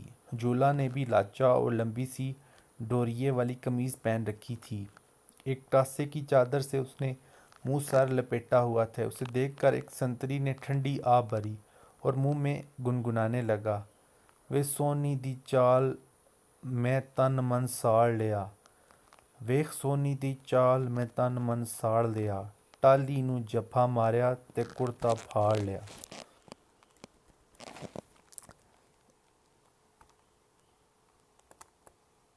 میں نے کہا، سنتری بادشاہ، بڑے دل کو لگی ہے تمہارے؟ وہ بولا، برا جی، اے شے ہی ایسی ہے، جدھروں لنگھ جاوے سیاپا پا دیئے۔ بھائی صاحب، یہ چیز ہی ایسی ہے، جہاں سے گزر جائے مصیبت ڈال دیتی ہے۔ میں نے کہا، سنتری بادشاہ، یہ مصیبت تھانے کیا کرنے آئی ہے؟ سنتری نے بولا، افسروں کی باتیں افسر ہی جانے، خیال ہے کہ بھگتو سے ڈرانے دھمکانے کے لیے وڈے تھانے دار کے پاس لایا ہے، اس کے اپنے قابو میں تو نہیں رہی، ہو سکتا ہے وڈے تھانے دار کے ڈر سے اپنی حرکتیں چھوڑ دے۔ کیسی حرکتیں؟ سنتری نے لوفروں کی طرح ایک آنکھ دبائی اور بولا، بولے بادشاہ، وہی حرکتاں بے برکتاں۔ وڈے تھانے دار کے کمرے میں ہونے والی گفتگو کوئی پون گھنٹہ جاری رہی۔ آدھے گھنٹے تک بھگتو بھی کمرے میں موجود رہا، پھر وہ باہر آ گیا اور 10-15 منٹ تھانے دار اور جولاں کے درمیان تنہائی میں گفتگو ہوئی۔ آخر جولاں بھی باہر نکل آئی اور اپنے شوہر کے ساتھ سر جھکا کر چلتی تھانے کے احاطے سے باہر نکل گئی۔ یہ سارا معاملہ کچھ ایسا الجھا ہوا تھا، کچھ سمجھ میں نہیں آ رہی تھی کہ کیا چکر چل رہا ہے۔ شاید جولاں کا شوہر اور تھانے دار اسے کسی غیر اخلاقی کام پر مجبور کر رہے تھے۔ یہ بھی ہو سکتا تھا کہ غیر اخلاقی کام خود جولاں کر رہی ہو اور اسے راہ راست پر لانا چاہتے ہوں۔ شادی شدہ ہونے کے باوجود جولاں کا انیل سے کیا تعلق تھا اور گاؤں والے اسے چھمک چھلو اور فتنہ پرور کیوں سمجھتے تھے؟ ایسے ہی بہت سے سوال میرے ذہن میں سر اٹھا رہے تھے۔ یہ اگلے روز کی بات ہے۔ علی صبح بیدی تیز قدموں سے تھانے میں داخل ہوا۔ اس کے ساتھ ایک ASI اور 2 رائفل مین بھی تھے۔ میں اس وقت سو رہا تھا۔ بیدی نے چرپائی کو ٹھوکر مار کر مجھے جگایا اور فوراً جیپ نکالنے کا نادرشاہی حکم صادر کیا۔ میں سمجھ گیا کہ کسی مجرم کا پیچھا کرنا ہے۔ جونی میں نے جیپ سٹارٹ کی، بیدی اچک کر اندر داخل ہو گیا۔ عملے نے بھی اس کی تقلید کی۔ میں ڈیک نالے کی طرف چلو، اس نے گرج کر کہا۔ میں نے جیپ کا رخ گاؤں کے شمال جانب ڈیک نالے کی طرف کر دیا۔ قریباً 10 منٹ بعد ہم ڈیک نالے کے کنارے ایک جھونپڑے کے سامنے پہنچے۔ گھاس پھوس اور لکڑی سے بنا ہوا یہ جھونپڑا کسی ملاح کا تھا۔ کنارے پر 2 کشتیاں بھی الکورے لے رہی تھیں۔ ایک کشتی چھوٹی اور دوسری بڑی تھی۔ جیپ کی کان پھاڑ آواز سن کر ایک ادھیڑ عمر عورت اور ایک 14-15 سال کی لڑکی باہر نکل آئی۔ دونوں نے میلے کچیلے کپڑے پہن رکھے تھے۔ بیدی کو اپنے سامنے دیکھ کر وہ دونوں تھر تھر کانپنے لگیں۔ بیدی پھنکارتا ہوا جیپ سے اترا اور پھر اس نے آگے بڑھ کر ادھیڑ عمر عورت کو بالوں سے پکڑ لیا اور گھسیٹ کر جیپ کے پاس لے آیا۔ پھر گالیوں کی بوچھاڑ کرتے ہوئے بولا، حرام جادی، سالی کہاں بھگایا ہے بیٹے کو؟ جلدی بتا ورنہ ابھی پانی میں غوطے دے دے کر مار دوں گا۔ عورت نے واسطے دیتے ہوئے کہا کہ اسے کچھ معلوم نہیں۔ وہ ماں بیٹی تو خود رات سے پریشان ہیں۔ بیدی نے عورت پر تھپڑوں کی بارش کر دی، پھر نوعمر لڑکی کو ایک طرف دھکیل کر جھونپڑے میں داخل ہو گیا۔ پھر اس نے اچھے طریقے سے جھونپڑے کی تلاشی لی، پھر ماں بیٹی کو جیپ میں بٹھا لیا اور انہیں کہا کہ وہ پولیس کو انوپ سنگھ کے ٹھکانے پر لے جائیں ورنہ پولیس انہیں اپنے ٹھکانے پر لے جائے گی۔ پھر ان دونوں کے ساتھ جو کچھ ہوا ہوگا وہ اس کا تصور بھی نہیں کر سکتی۔ وڈے تھانے دار کی دھمکیوں اور ننگی گالیوں سے گھبرا کر وہ دونوں صبری بری طرح رو رہی تھیں۔ تھانے دار انہیں گاہے بگاہے جھانپڑ بھی رسید کر دیتا تھا۔ اس نے انہیں مجرموں کی طرح جیپ کے فرش پر بٹھا رکھا تھا۔ اس کا چنگیز خانی رویہ دیکھ کر میرا خون کھول رہا تھا، لیکن اس وقت میں صرف ایک ڈرائیور تھا جو اس علاقے کے بے تاج بادشاہ کو قانون سکھا کر عاقبت خراب نہیں کر سکتا تھا۔ تھانے دار اور عملے کی باتوں سے جلد ہی مجھ پر یہ انکشاف ہو گیا کہ بھگتو کی بیوی جولاں رات اپنے ایک پرانے یار کے ساتھ فرار ہو گئی ہے۔ اس شخص کا نام انوپ سنگھ تھا اور اب ہم اسی کی تلاش میں جا رہے تھے۔ دراصل آدھی رات کو بھگتو کے کسی جاننے والے نے اسے گہری نیند سے جگا کر پوچھا تھا کہ تمہاری بیوی کدھر ہے؟ بھگتو نے کہا تھا گھر میں ہے، تم کیوں پوچھ رہے ہو؟ اس شخص نے کہا تھا ذرا جا کر دیکھو تو صحیح۔ بھگتو اندر گیا اور چند ہی لمحوں میں گھبرایا ہوا واپس آ گیا تھا۔ بتانے والے نے اس سے بتایا تھا کہ وہ انوپ سنگھ کے ساتھ ایک سانڈنی پر بیٹھی ہوئی پہاڑ کی طرف یعنی شمال کی طرف جا رہی تھی۔ بھگتو کچھ دیر تو سکتے میں رہا تھا، پھر بھاگا بھاگا اپنے خیرخواہ شیکر بیدی کے پاس پہنچا تھا اور اب ہم انوپ سنگھ اور جولاں کی تلاش میں تھے۔ بھگتو بھی ہمارے ساتھ تھا۔ اس کے چہرے پر وہی شرمندگی تھی جو ایک بھاگ جانے والی بیوی کے شوہر کا مقدر ہوتی ہے۔ انوپ سنگھ کی ماں اور بہن کی نشاندہی پر ہم نے کم از کم 4 مقامات پر چھاپے مارے، لیکن مفرور جوڑے کا کوئی سراغ نہیں ملا۔ بیدی نے انوپ کے 2 دوستوں کو شک کے تحت گرفتار کیا۔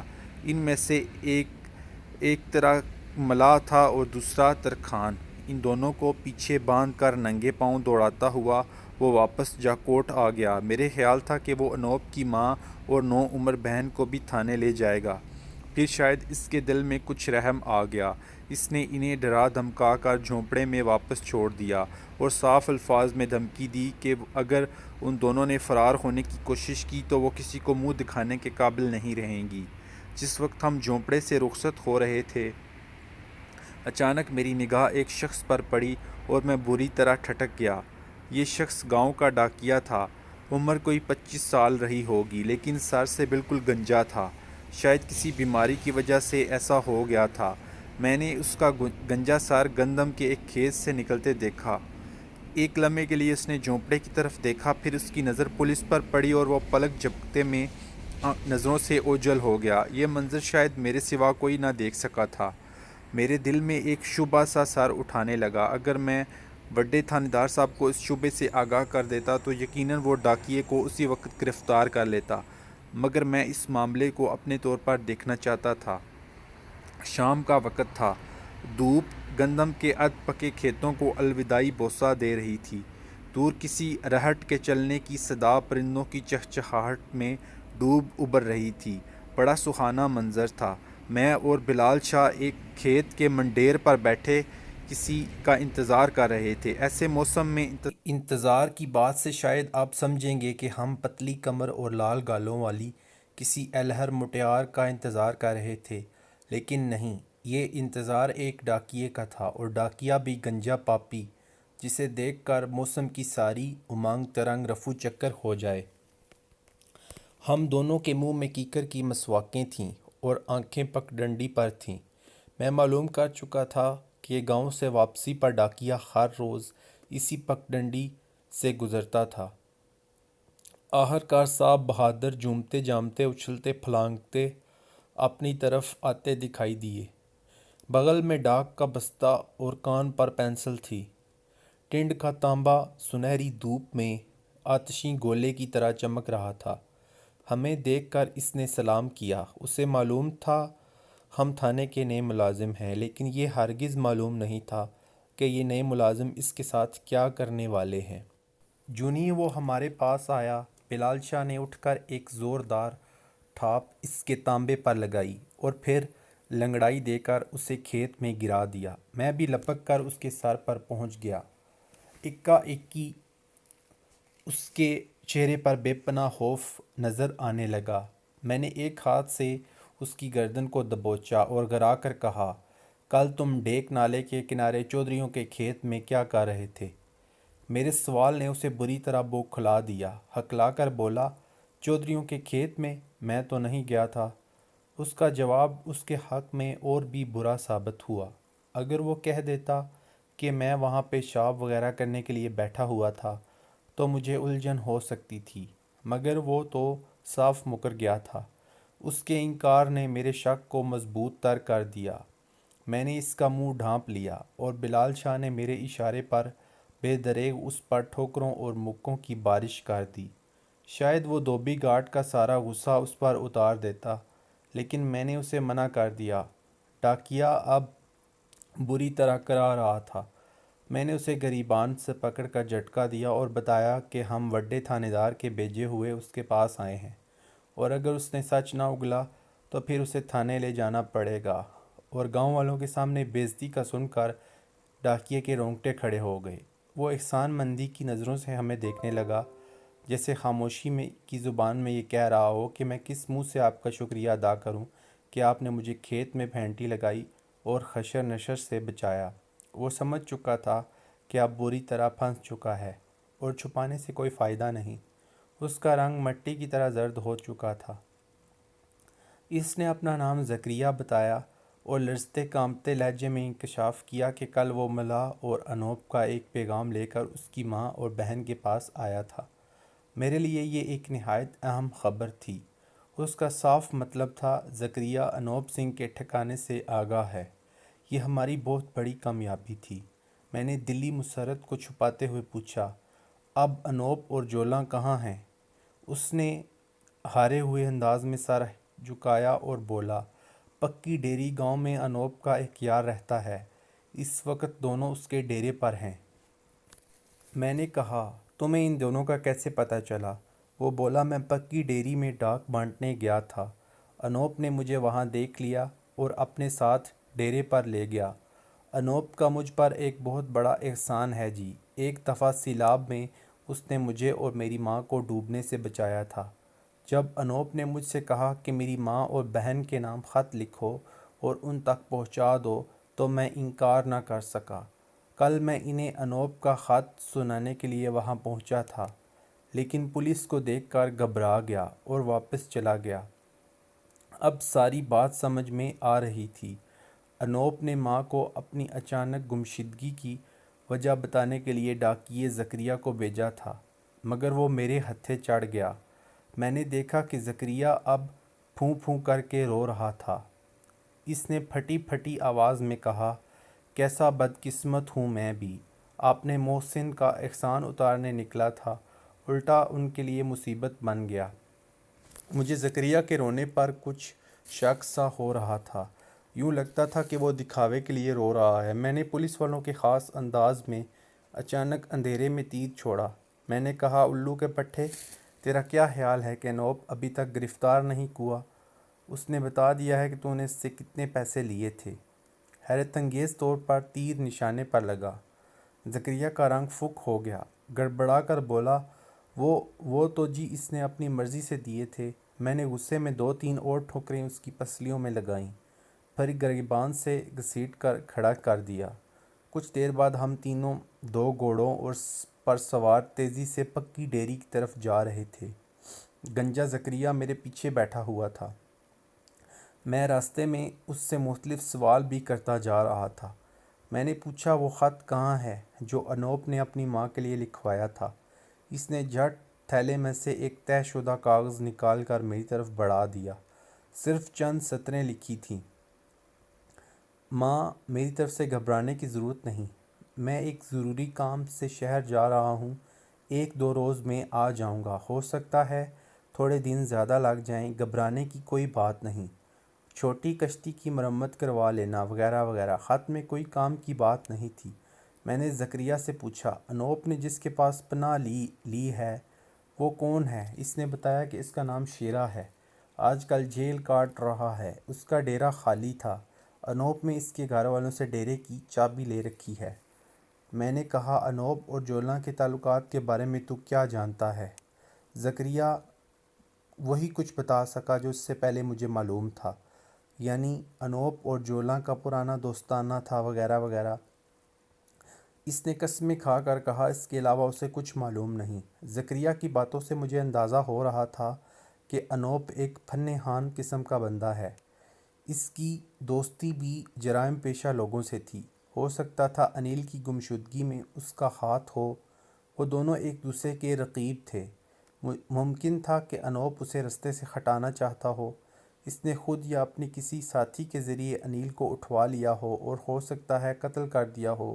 اگر واقعی ایسا ہوا تھا تو پھر لڑکی کا شوہر بھگتو اور تھانے دار بیدی بے قصور ہے۔ مشکل یہ تھی کہ گاؤں میں کوئی شخص مجھے یہ پوری کہانی سنانے پر آمادہ نہیں تھا۔ سب اتنا ہی بتاتے تھے کہ جولاں اچھے کردار کی لڑکی نہیں، کئی مردوں سے اس کے تعلقات رہے ہیں۔ اس نے ڈاکٹر پر بھی ڈورے ڈالے اور پھر اپنے پرانے آشنا کے ساتھ بھاگ گئی۔ مجھے کوئی ایسا شخص نہیں ملا تھا جس نے تصویر کا دوسرا رخ بھی دکھایا ہو۔ رات کوئی 10 بجے ہم پکی ڈیری کے نواح میں واقع ایک ڈیرے پر پہنچے۔ چاندنی رات تھی، درختوں کے درمیان چند پکے کمرے پراسرار نظر آ رہے تھے۔ قریب ہی 2 گھوڑے بندھے تھے، ایک موٹا شخص کھیس لپیٹے گھوڑوں کے پاس سو رہا تھا۔ مجھے شک گزرا کہ اس کے تکیے کے نیچے پستول وغیرہ ہے۔ میں نے ایک جھٹکے سے اس کا تکیہ اٹھا کر 32 بور کا ریوالور نکال لیا۔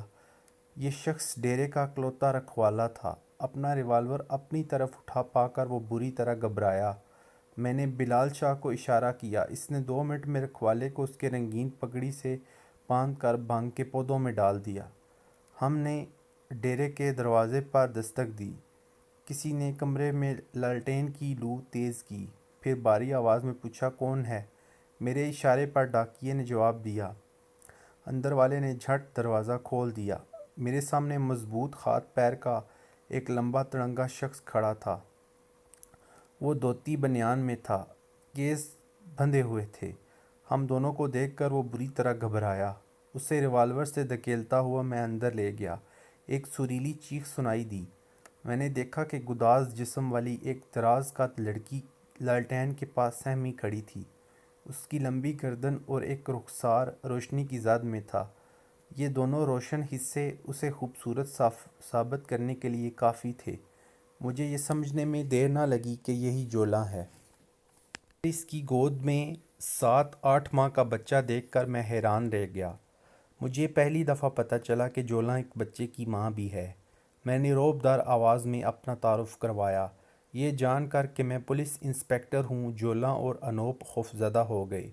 زکریا پر بھی اس انکشاف پر حیران رہ گیا۔ میں نے بلال شاہ کو ہدایت کی کہ جولاں کی گود سے بچہ لے لے اور اسے دوسرے کمرے میں جا کر لٹا دے۔ میں نہیں چاہتا تھا کہ ان دونوں کو کسی بھی چالاکی کا موقع دوں۔ ریوالور کی نالی بدستور ان دونوں کی طرف اٹھی ہوئی تھی۔ بلال شاہ سوئے ہوئے بچے کو دوسرے کمرے میں لے گیا تو میں نے مفرور جوڑے سے پوچھ گچھ شروع کی۔ وہ جانتے تھے کہ بری طرح پھنس چکے ہیں، لہٰذا انہوں نے ادھر ادھر کی ہانکنے کی کوشش نہیں کی اور میری تھوڑی سی کوشش کے بعد اصل موضوع پر آ گئے۔ انوپ اور جولاں سے میری ایک گفتگو تقریباً 3 گھنٹے جاری رہی۔ اس ساری گفتگو کے درمیان مختلف سوالات ہوئے۔ کہیں مجھے ان دونوں کو دھمکانا بھی پڑا، کہیں پیار محبت سے کام لیا۔ اس ساری گفتگو کا خلاصہ کچھ اس طرح ہے۔ جولاں جاکوٹ کے قریبی گاؤں پتن کی رہنے والی تھی۔ ان دنوں دیہات کے درمیان وہ ڈیک نالہ بہتا تھا جہاں انوپ سنگھ کی جھوپڑی بھی تھی۔ انوپ جاکوٹ کا رہائشی تھا۔ جولاں کے والدین اپنے رشتہ داروں سے ملنے کے لیے اکثر جاکوٹ آتے جاتے رہتے تھے۔ جولاں بھی ان کے ساتھ ہوتی تھی۔ دوسرے لوگوں کی طرح انہیں بھی بعض دفعہ نالہ پار کرنے کے لیے انوپ کی کشتی میں بیٹھنا پڑتا تھا۔ جولاں نوعمری سے ہی انوپ کی محبت میں گرفتار ہو گئی اور وقت کے ساتھ یہ محبت چپکے چپکے پروان چڑھتی رہی، لیکن قدرت کو ان کا ملاپ منظور نہیں تھا۔ جولاں کا باپ اس کی شادی اپنی ہی ذات برادری میں کرنا چاہتا تھا، لہٰذا اس نے جولاں کو بھگت سنگھ عرف بھگتو لوہار کے پلے باندھ دیا۔ ایک شریف بھلی مانس لڑکی کی طرح جولاں نے والدین کا یہ فیصلہ قبول کیا اور شادی کے بعد دل و جان سے شوہر کی خدمت کرنے لگی۔ گزرے زمانے کی ہر یاد کو اس نے اپنے دل سے کھرچ دیا اور اپنے سسرال کے گھر ایک نئی زندگی کا آغاز کیا۔ قریباً 1 سال کا عرصہ تو خیریت سے گزرا، لیکن پھر جولاں کی پرسکون زندگی میں طوفان سر اٹھانے لگے۔ بھگتو لوہار ایک کاہل آدمی تھا۔ آمدن اتنی کم تھی کہ بمشکل گزر بسر ہوتی تھی۔ سونے پہ سہاگا یہ ہوا کہ اسے نشے کی عادت پڑ گئی۔ ٹھرا پی کر چارپائی پر پڑے رہنا اس کا معمول بن گیا۔ گھر میں فاقے پڑنے لگے۔ جولاں سے اپنی نندوں اور کمسن دیوروں کی بھوک نہیں دیکھی جاتی تھی۔ وہ چودھری کی حویلی میں جا کر کام کرنے لگی۔ چودھری بسوا جیت راؤ کی طرح اس کی پتنی بھی بڑی ہی خدا ترس تھی۔ گھر کا بچا کچا سالن، روٹی، کپڑا لتا اور دوسری اشیاء جولاں کو دے دیتی تھی۔ جولاں ان چیزوں کو اپنی محنت کا صلہ جان کر لے لیتی تھی۔ تنخواہ وغیرہ کا تو گاؤں میں کوئی تصور ہی نہیں تھا۔ جولاں کی بدقسمتی یہ تھی کہ وہ قبول صورت اور پرکشش تھی۔ اپنی انہی خوبیوں کے ساتھ اسے مختلف کاموں سے بار بار چودھری صاحب کے کمرے میں بھی جانا پڑتا تھا۔ بڑے چودھری صاحب کی عمر 45 کے لگ بھگ تھی۔ جوان بچوں کے باپ تھے۔ گاؤں میں ان کی نیک نامی تھی، لیکن جولاں کو آتے جاتے دیکھتے ایسی نظروں سے دیکھتے کہ اسے جھرجھری سی آ جاتی۔ کبھی کبھی وہ جولاں سے کہتے گھی گرم کر کے لاؤ اور میرے سر میں ڈالو۔ پھر انہوں نے اس سے کمر کی مالش بھی کروانا شروع کر دی۔ ایک روز جب چودرانی چھت پر تھی، جولاں چودھری صاحب کی مالش کر رہی تھی چودھری نے ایک ایسی حرکت کی کہ وہ شرم سے پانی پانی ہو گئی۔ بہرحال اس نے دل کو تسلی دی کہ شاید چودھری صاحب سے بے خیالی میں ایسا ہو گیا ہے، مگر اگلے 3 ہفتوں میں اس کا یہ خیال غلط ثابت ہو گیا۔ اب اسے یہ بھی احساس ہو رہا تھا کہ حویلی کے تمام ملازمین اسے چبھتی ہوئی نظروں سے دیکھتے ہیں اور پیٹھ پیچھے ہنستے ہیں۔ ایک روز جولا نے یہ سارا معاملہ اپنی ایک سہیلی روپا سے کہہ دیا۔ روپا اس کی باتیں سن کر پہلے تو خوب ہنسی، پھر بولی، جولا تو بھی بڑی بولی ہے، چودھری صاحب تجھ سے پریم کرنا چاہتے ہیں اور تو ان سے بھاگ رہی ہے۔ روپا کی بات سن کر جولا کے کان سائیں سائیں کرنے لگے۔ بچپن سے اس کے دل میں چودھریوں کی حویلی کے بارے میں ایک خوف سا رہتا تھا۔ اس کی وجہ کیا تھی اسے خود بھی معلوم نہیں تھا۔ شاید یہ انجانہ سا خوف اور تجسس گاؤں شدت کی کے ہر ساتھ عورت کے دل یہ میں خوف موجود دوبارہ رہتا اس کے تھا، ذہن میں جاگ مگر گیا جب تھا۔ اس کی شادی ہو روپا گئی نے اور وہ اسے یہ فاقوں سے بتا کر مجبور ہو حیران کر حویلی دیا میں کہ کام اس کرنے قسم لگی، کے تو آہستہ واقعات آہستہ یہ خوف خود ہی کچھ دور سال ہو گیا تھا، پہلے اس مگر کے اب ساتھ بھی پیش آ بالکل چکے ہیں، اچانک یہ خوف بلکہ پوری حویلی میں کام شدت کے کرنے ساتھ والی اس کے کئی ذہن میں عورتوں جاگ کو اس گیا طرح تھا۔ کے واقعات پیش روپا نے آتے اسے ہیں یہ اور بتا گاؤں کر کی ہندو حیران کر آبادی دیا میں کہ یہ اس باتیں قسم کے واقعات زیادہ کچھ بری بھی سال نہیں اس سمجھی کے ساتھ جاتی۔ بھی روپا نے کچھ سال بتایا پہلے اس کے کہ ساتھ چودھری بھی صاحب پیش آ اونچی چکے ہیں، ذات کے بلکہ برہمن حویلی ہیں میں اور ان کی سیوا کام کرنا کرنے ہم والی کئی شودروں عورتوں کا کو کرتبیہ یہ ہے۔ واقعات پیش وہ آئے ہیں جولا کو اور بازو گاؤں سے کی پکڑ ہندو کر آبادی میں حویلی یہ کے ایک باتیں کمرے میں زیادہ لے بری گئی۔ نہیں سمجھی جاتی۔ روپا نے یہاں بتایا دیوار کہ پر چودھری شیشے صاحب کا اونچی ایک ذات کافی کے بڑا برہمن ہیں سنہری اور ان فریم کی لگا سیوا ہوا تھا۔ کرنا ہم شودروں کا فریم کے اندر کوئی کرتب تصویر ہے۔ نہیں تھی بلکہ وہ ایک تحریر تھی۔ روپا نے وہ جولا سے جولا کو کہا، یہ بازو سے پڑھ پکڑ کر سکتی ہو؟ حویلی کے ایک کمرے میں جولا لے نے گئی۔ نفی میں سر یہاں ہلایا۔ دیوار روپا پر نے شیشے کہا، کا میں بھی کافی نہیں بڑا پڑھ سنہرا سکتی، فریم لگا ہوا صرف تھا۔ پنڈت جی پڑھ فریم کے سکتے اندر ہیں، کوئی مجھے بھی تصویر انہوں نہیں نے تھی پڑھ بلکہ کر ایک سنایا تحریر تھا۔ تھی۔ یہ ان روپا دنوں نے کی جولا بات سے ہے جب کہا، تمہاری یہ طرح تحریر پڑھ چودھری سکتی ہو؟ صاحب جولا کی نے کمر نفی میں پر سر میں مالش ہلایا۔ کیا روپا نے کرتی کہا، تھی اور پڑھ میں بہت بھی نہیں پریشان سکتی، تھی۔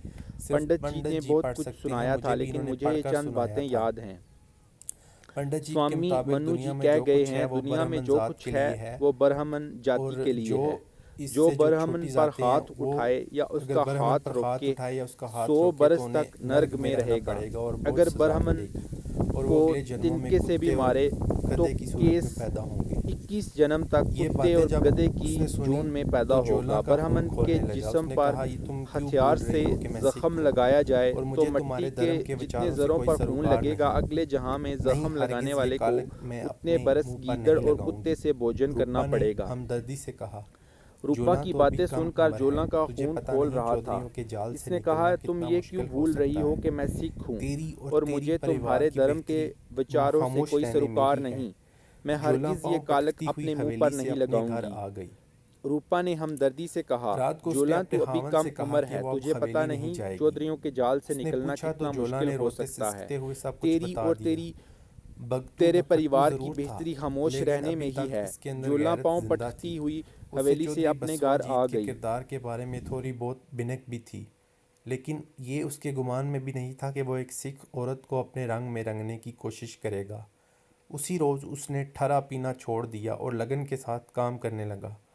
جولا نے حویلی جانا ترک کر دیا۔ 10-15 روز خیریت سے گزرے، پھر ایک روز چودھری کے کارندوں نے ایک پرانے جھگڑے کو بنیاد بنا کر بھگتوں کی دکان پر قبضہ کر لیا اور اس کا سامان اٹھا کر باہر پھینک دیا۔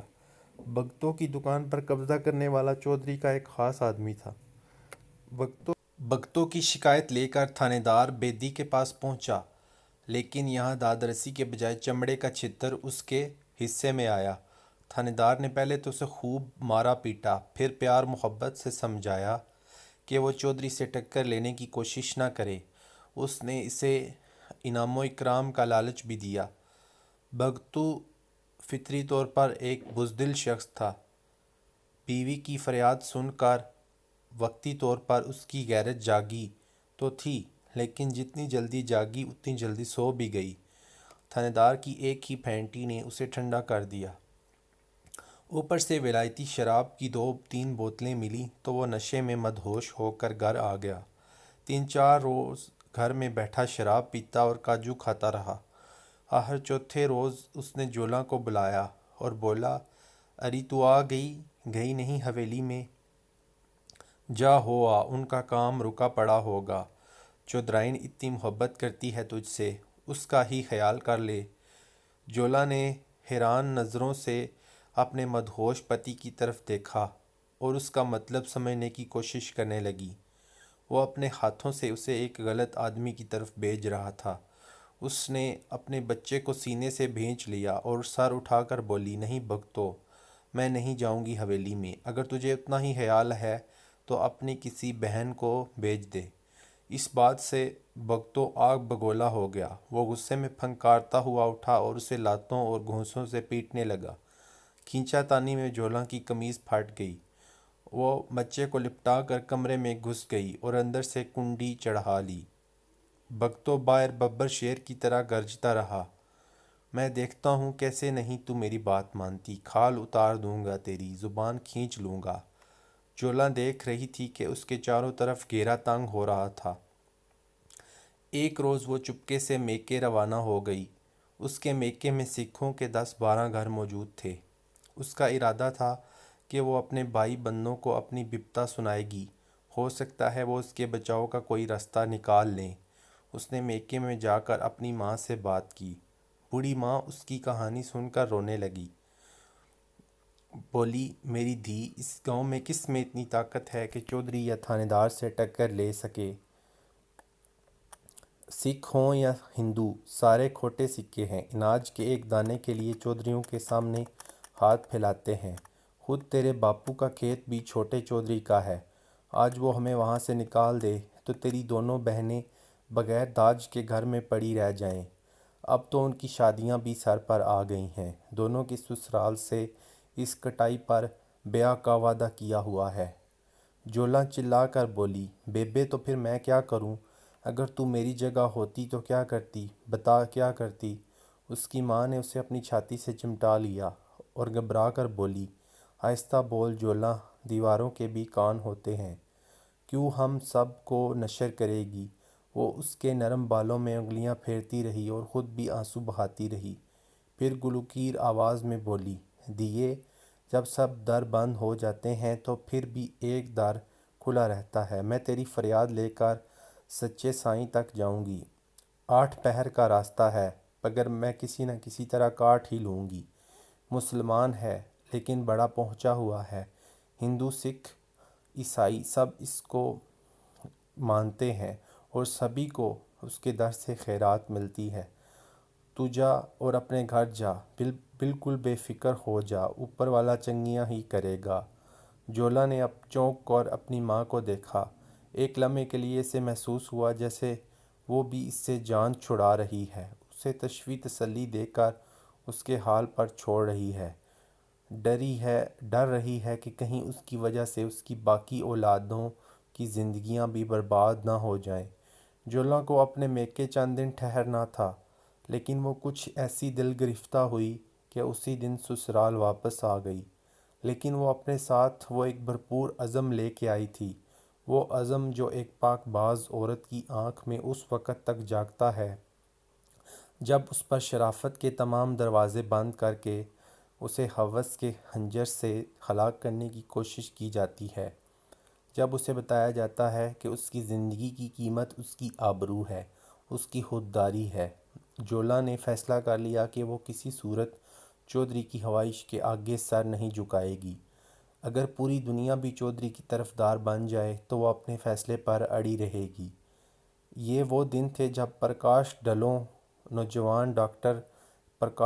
کا نوجوان ڈاکٹر بیٹا انیل ڈھلوں خدمت خلق کا جذبہ لے کر گاؤں پہنچا تھا۔ وہ منوہر لال پٹواری کے مکان میں اپنا کلینک کھول چکا تھا اور علاج معالجے کا آغاز ہو چکا تھا۔ وہ ایک پڑھا لکھا اور روشن خیال نوجوان تھا۔ اس علاقے اور خاص طور پر اس گاؤں کے حالات دیکھ کر حیرانی ہو رہی تھی۔ اسے یوں لگتا تھا جیسے وہ ایک صدی پہلے کے کسی زمانے میں آ گیا ہے۔ ہر طرف جاہلیت اور توہم پرستی عروج پر تھی۔ شاید اس کی وجہ یہ تھی کہ شہروں کی روشنی ان علاقوں سے کچھ زیادہ دور ہی تھی۔ جلد یا بدیر اسے جولاں کی کہانی کا علم ہو گیا۔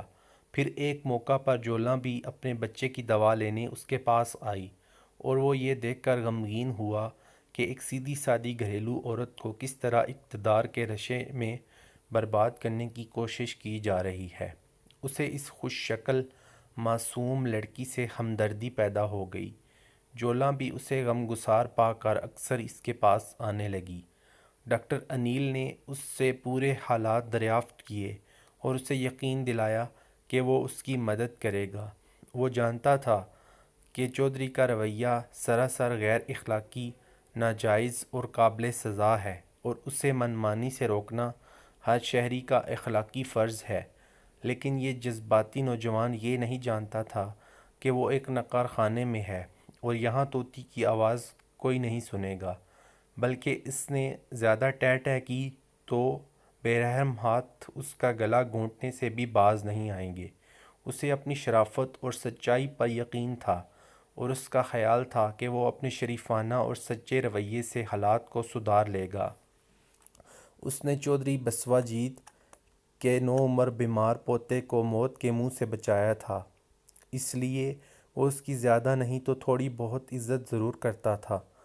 انیل سب سے پہلے چودھری سے ملا اور باتوں باتوں میں اس کی غلطی کا احساس دلانے کی کوشش کی۔ نصیحتوں اور مشوروں کا ایک لیکچر پلایا، مگر پتھر پر شیشے کا کیا اثر ہوتا ہے۔ چودھری نے ایک کان سے سن کر دوسرے سے نکال دی، بلکہ الٹے اسے ہدایت کی کہ وہ صرف اپنے کام سے کام رکھے، ورنہ اس کا اس علاقے میں رہنا مشکل ہو جائے گا۔ چودھری کی جانب سے مایوس ہونے کے بعد انیل نے وڈے تھانے دار شیکھر بیدی سے رجوع کیا۔ اس نے بیدی سے کہا کہ وہ اس علاقے کا سب سے بااثر شخص ہے اور قانون کا محافظ بھی۔ اس کی ناک کے عین نیچے قانون شکنی ہو رہی ہے۔ یہ کوئی اچھی مثال نہیں۔ اسے چاہیے کہ وہ چودھری پر اپنا اثر و رسوخ استعمال کر کے ایک شریف عورت کو اس کے چنگل سے بچائے۔ تھانے دار چودھری کا نمک خوار تھا اور ہر طرح سے اس کی مٹھی میں تھا، بلکہ اپنی منمانیوں اور عیاشیوں میں دونوں ایک دوسرے کے پارٹنر تھے۔ اس نے وہی بات کرنا تھی جو اس کے پارٹنر کے حق میں جاتی تھی۔ اس نے ہوشیاری کا مظاہرہ کرتے ہوئے الٹا انیل کو اپنے رنگ میں رنگنا شروع کر دیا۔ پہلے شراب کی بوتلیں ڈاکٹر کے کلینک بھجوائیں، پھر دو لڑکیاں اپنے پوشیدہ امراض لے کر اس کے پاس آنے لگیں۔ یہ سب کچھ تھانے دار کی ہدایت پر ہو رہا تھا۔ ایک مجرم میں تھانے دار نے ڈاکٹر کو زبردستی شراب پلانے کی کوشش بھی کی۔ ڈاکٹر پر اب سب کچھ کھل چکا تھا۔ اس نے واشگاف الفاظ میں تھانے دار سے کہہ دیا کہ وہ اپنی چالوں سے باز رہے اور وہ اپنا فرض پورا کرے جو قانون کے محافظ کی حیثیت سے اس پر عائد ہوتا ہے۔ اس طرح تھانے دار اور ڈاکٹر میں ٹھن گئی۔ جولا نے انیل کو سمجھانے کی بہت کوشش کی کہ وہ تھانے دار اور چودھری سے ٹکرانے کی کوشش نہ کرے اور اسے اس کے حال پر چھوڑ دے، لیکن وہ نہیں مانا۔ اسے اپنی اصول پرستی سے محبت تھی۔ اس نے جولا سے کہا، جولا، میں تیری آواز قانون کے کانوں تک ضرور پہنچاؤں گا۔ اگر میں شہر کے اخباروں میں تھانے دار اور چودھری کے فوٹو نہ چھپواؤں تو میرا نام نہیں۔ دونوں گاؤں کے پچھواڑے جوار کے کھیتوں میں کھڑے باتیں کر رہے تھے۔ جولا نے کہا، ڈاکٹر صاحب، یہ کھیت دیکھ رہے ہیں، اس میں جتنے بوٹے ہیں اتنے ہی چودھریوں کے ہاتھ ہوتے ہیں۔ تم بسوا جیت کے ہاتھ کس کس ہاتھ سے بچو گے؟ کوئی نہ کوئی ہاتھ ضرور تم سے تمہاری زندگی چھین لے گا۔ میں جس مصیبت میں پھنسی ہوئی ہوں اس میں تو میرا شوہر بھی میرا ساتھ چھوڑ چکا ہے۔ تم تو پھر غیر ہو، کہاں تک میرے لیے خود کو کانٹوں پر گھسیٹو گے؟ ابھی ان دونوں میں یہ گفتگو ہو رہی تھی کہ کھیتوں میں ہلچل کے آثار نظر آئے۔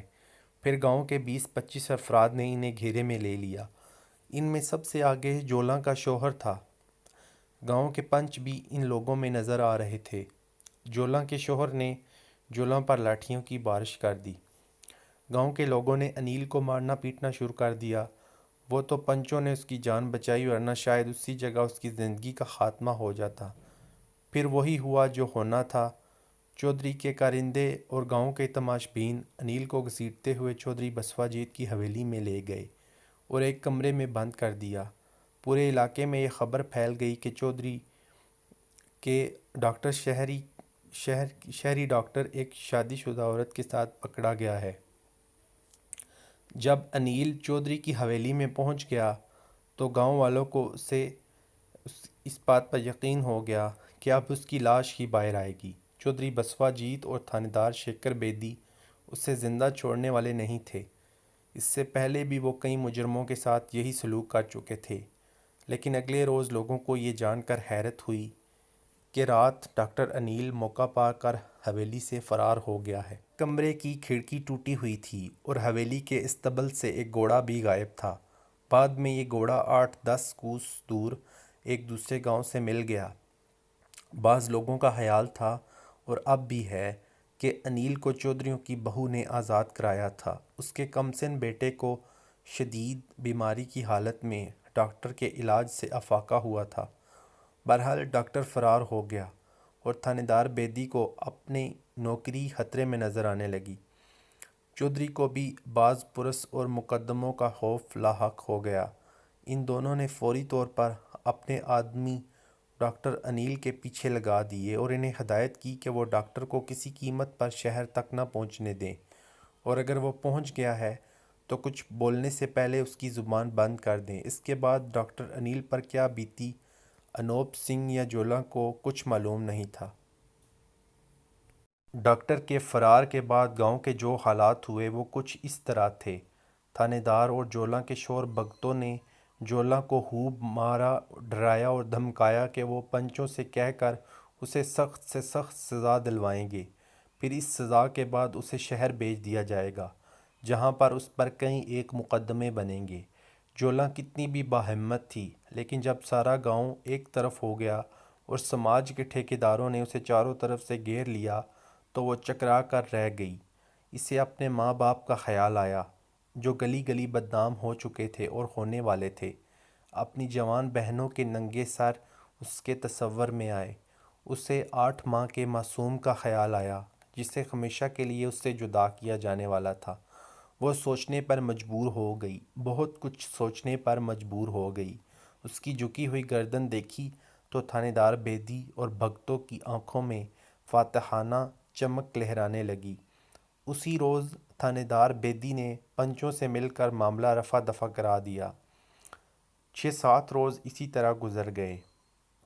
پھر ایک روز شام کو بھگتوں گھر آیا تو ولائتی شراب کے نشے میں چور تھا۔ وہ جولا کے لیے کپڑوں کے 2-3 بڑے اور اچھے جوڑے لایا تھا، اور اس کے علاوہ مٹھائی، کباب، کلچے اور پتہ نہیں کیا کیا کچھ تھا۔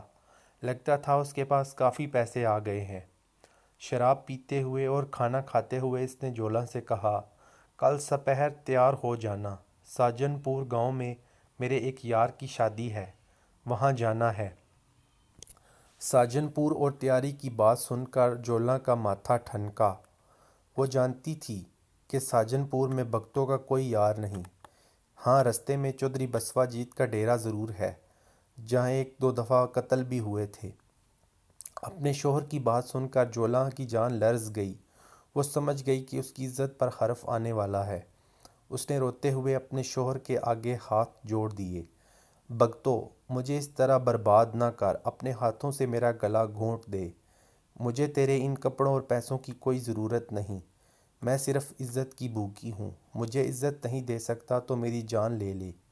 بھگتوں نے لال گلابی آنکھوں سے اسے گھورا اور پھر بوتل کو مضبوطی سے تھامتے ہوئے بولا، حرام زادی، تھانے دار کی بات بھول گئی ہے، جیلوں میں سڑا دے گا ہم سب کو، ایسی مار مارے گا کہ شرافت کی چڑیا پر سے اڑ جائے گی۔ جولا نے کہا، تو تم مجھے پنچوں کے سامنے پیش کرو، مجھے یقین ہے وہ مجھ پر رحم کھائیں گے۔ بھگتوں نے نشے میں ہاتھ ہلایا، ہاں، رحم کھائیں گے، وہ وہی کچھ کریں گے جو تھانے دار کہے گا، اور تجھے پتہ ہی ہے تھانے دار کیا کہے گا۔ پھر اس نے شراب کا ایک بڑا گھونٹ لے کر پوری بے حیائی سے بیوی کی آنکھوں میں دیکھا اور انگلی اٹھا کر خوفناک لہجے میں بولا، میں کوئی بہانہ سننا پسند نہیں کروں گا، کل تجھے ہر صورت میرے ساتھ چلنا ہے، سن رہی ہے میری بات؟ جولا نے چہرہ دونوں ہاتھوں میں چھپایا اور چارپائی پر گر کر رونے لگی۔ اسی رات جولا نے اپنے فیصلے کو عملی جامہ پہنایا، وہ جو بہت پہلے کر چکی تھی۔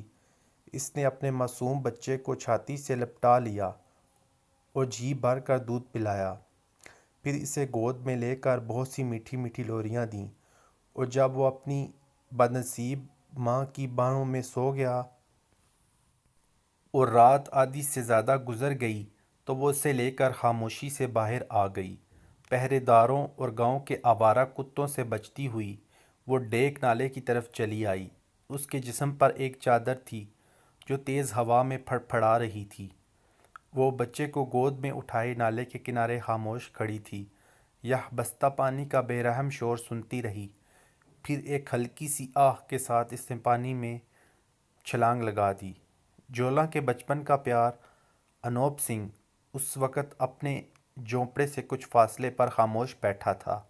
نہ جانے کیوں اسے نیند نہیں آ رہی تھی، شاید مچھروں کی وجہ سے ایسا ہوا تھا۔ وہ اپنے خیالوں میں گم تھا جب اچانک اسے پانی پر کوئی سفید چیز متحرک نظر آئی۔ کوئی جسم بہتا اور غوطے کھاتا ہوا جا رہا تھا۔ اس کے علاوہ ایک ننھے بچے کی مہین آواز بھی سنائی دے رہی تھی۔ انوپ آنن فانن اٹھا۔ اس نے پاؤں سے جوتی نکالی اور دوڑ کر پانی میں چھلانگ لگا دی۔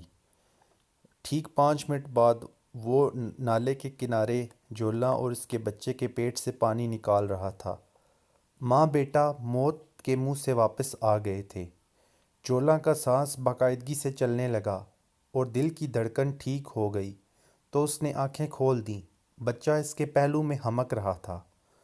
انوپ سنگھ یکٹک ان دونوں کو دیکھتا چلا گیا۔ ماضی کے شکوے گلے اس کی آنکھوں میں آنسو بند کر چمک رہے تھے، لیکن یہ وقت شکووں گلوں کا نہیں تھا اور نہ ہی اب ان باتوں سے کوئی فائدہ تھا۔ اسے جولاں اور چودھری بسوا جیت کی ساری کہانی معلوم تھی اور وہ اندازہ لگا چکا تھا کہ جولاں نے خودکشی کی کوشش کیوں کی ہے۔ وہ یہ بھی جانتا تھا کہ اس جگہ جولاں کی عزت کو سخت خطرہ ہے اور زندگی کو بھی سخت خطرہ ہے۔ اس نے فوری طور پر فیصلہ کیا اور جولاں کو کسی محفوظ ٹھکانے تک پہنچانے کا ارادہ کر لیا۔ اس نے دور ایک نظر اپنے جھونپڑے پر ڈالی اور جولاں پر جھک کر اس سے سرگوشیاں کرنے لگا۔ ایک سخت کوشش کے بعد اس نے جولاں کو اپنے ساتھ چلنے پر راضی کر لیا۔ وہ اسے اور اس کے بچے کو لے کر راتوں رات پکی ڈھیری پہنچ گیا اور یہاں سے اسے اپنے دوست کے ڈیرے پر لے آیا۔ میرے اندازے کے برعکس انوپ سنگھ ایک شریف اور بھلا مانس شخص تھا۔ وہ غیر شادی شدہ اور جوان تھا اور ایک جوان اور خوبصورت عورت کے ساتھ اس مکان میں تنہا رہتے ہوئے اسے آج تیسری رات تھی۔ پھر بھی یہ عورت یا لڑکی اس کی محبت بھی تھی۔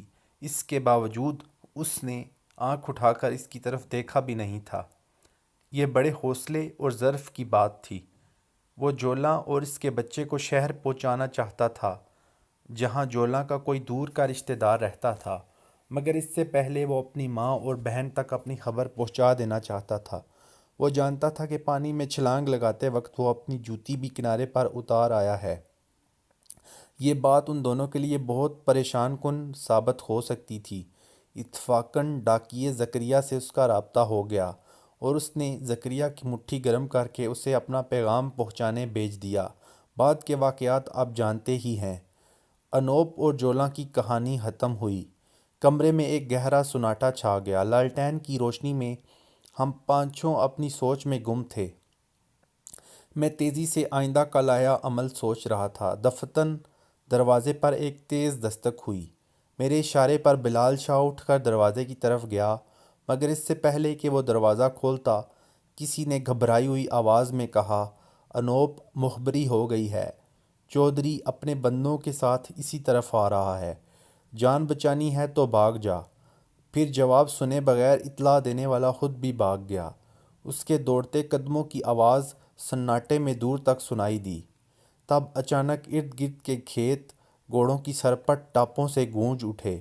میں نے محافظ کے تکیے سے نکالا ہوا 32 بور کا ریوالور ہاتھ میں لیا اور دروازے کی طرف بڑھا۔ چوں ہی میں نے دروازہ کھولا، کوئی 1 درجن افراد گھوڑوں سے چھلانگیں لگا کر میرے سامنے آ گئے۔ وہ سب کے سب مسلح تھے۔ چودھری بسوا جیت اور ان کا چھوٹا بھائی بھی ان میں نظر آ رہے تھے۔ وہ مجھے دیکھ کر حیران رہ گئے۔ تم یہاں؟ چودھری نے میری طرف انگلی اٹھا کر پوچھا۔ وہ مجھے بیدی کے ڈرائیور کے طور پر جانتا تھا۔ میں نے کہا، ہاں چودھری صاحب، میں بھی ان دونوں کی کھوج میں تھا۔ آپ نہ بھی آتے تو میں 1 گھنٹے تک انہیں آپ کی حویلی میں لے آتا۔ چودھری اور اس کے کارندے مجھے دھکیلتے ہوئے کمرے میں گھس گئے۔ اس کے ساتھ ہی انوپ کی کراہیں اور جولاں کی چیخیں گونجنے لگیں۔ چودھری کے بندے ان دونوں کو بری طرح پیٹ رہے تھے۔ پھر دیکھتے ہی دیکھتے انہوں نے ان دونوں کو پکڑیوں سے باندھ کر زمین پر ڈال دیا۔ 8 ماہ کا معصوم بچہ حالات کی ستم ظریفی پر حلق پھاڑ پھاڑ کر چیخ رہا تھا، لیکن اس کی فریاد سننے والا کوئی نہیں تھا۔ میں نے دیکھا جولاں کی فریادی نظریں میری طرف اٹھی ہوئی تھیں، جیسے کہہ رہی ہو تم تو کہتے تھے تم اصلی تھانے دار ہو، اب کہاں ہے تمہاری تھانے داری؟ کیا تم بھی اس ہجوم میں شامل ہو جاؤ گے جو میری جان لینے پر تلا ہوا ہے؟ اسی دوران خستہ حال جیپ کی خوفناک گڑگڑاہٹ سنائی دی۔ چند لمحوں بعد تھانے دار بیدی 3 رائفل مینوں کے ساتھ موقع پر پہنچ گیا۔ چودھری کے کارندے اس وقت انوپ اور جولاں کو اٹھا کر باہر لے آئے تھے اور بری طرح پیٹ رہے تھے۔ تھانے دار نے آگے بڑھ کر انہیں روک دیا، پھر بڑے اور چھوٹے چودھری کو لے کر جیپ میں آ گیا۔ بڑے چودھری کے کہنے پر اس نے مجھے اور بلال شاہ کو بھی جیپ میں بلا لیا۔ میری یہاں موجودگی پر وہ خود بھی حیران ہو رہا تھا اور میں نے بھی اپنا راز کھولنا مناسب نہیں سمجھا۔ بیدی کے پوچھنے پر میں نے اسے بتایا کہ کل مجھے ڈاکیے زکریا پر شک گزرا تھا اور اس کی نشاندہی پر میں یہاں تک پہنچا ہوں۔ میرا ارادہ تھا کہ دونوں مجرم اچانک آپ کے سامنے پیش کر کے آپ کو حیران کر دوں۔ بیدی میری باتوں سے پوری طرح مطمئن نہیں ہوا، لیکن اس وقت وہ تفصیل میں نہیں جا سکتا تھا۔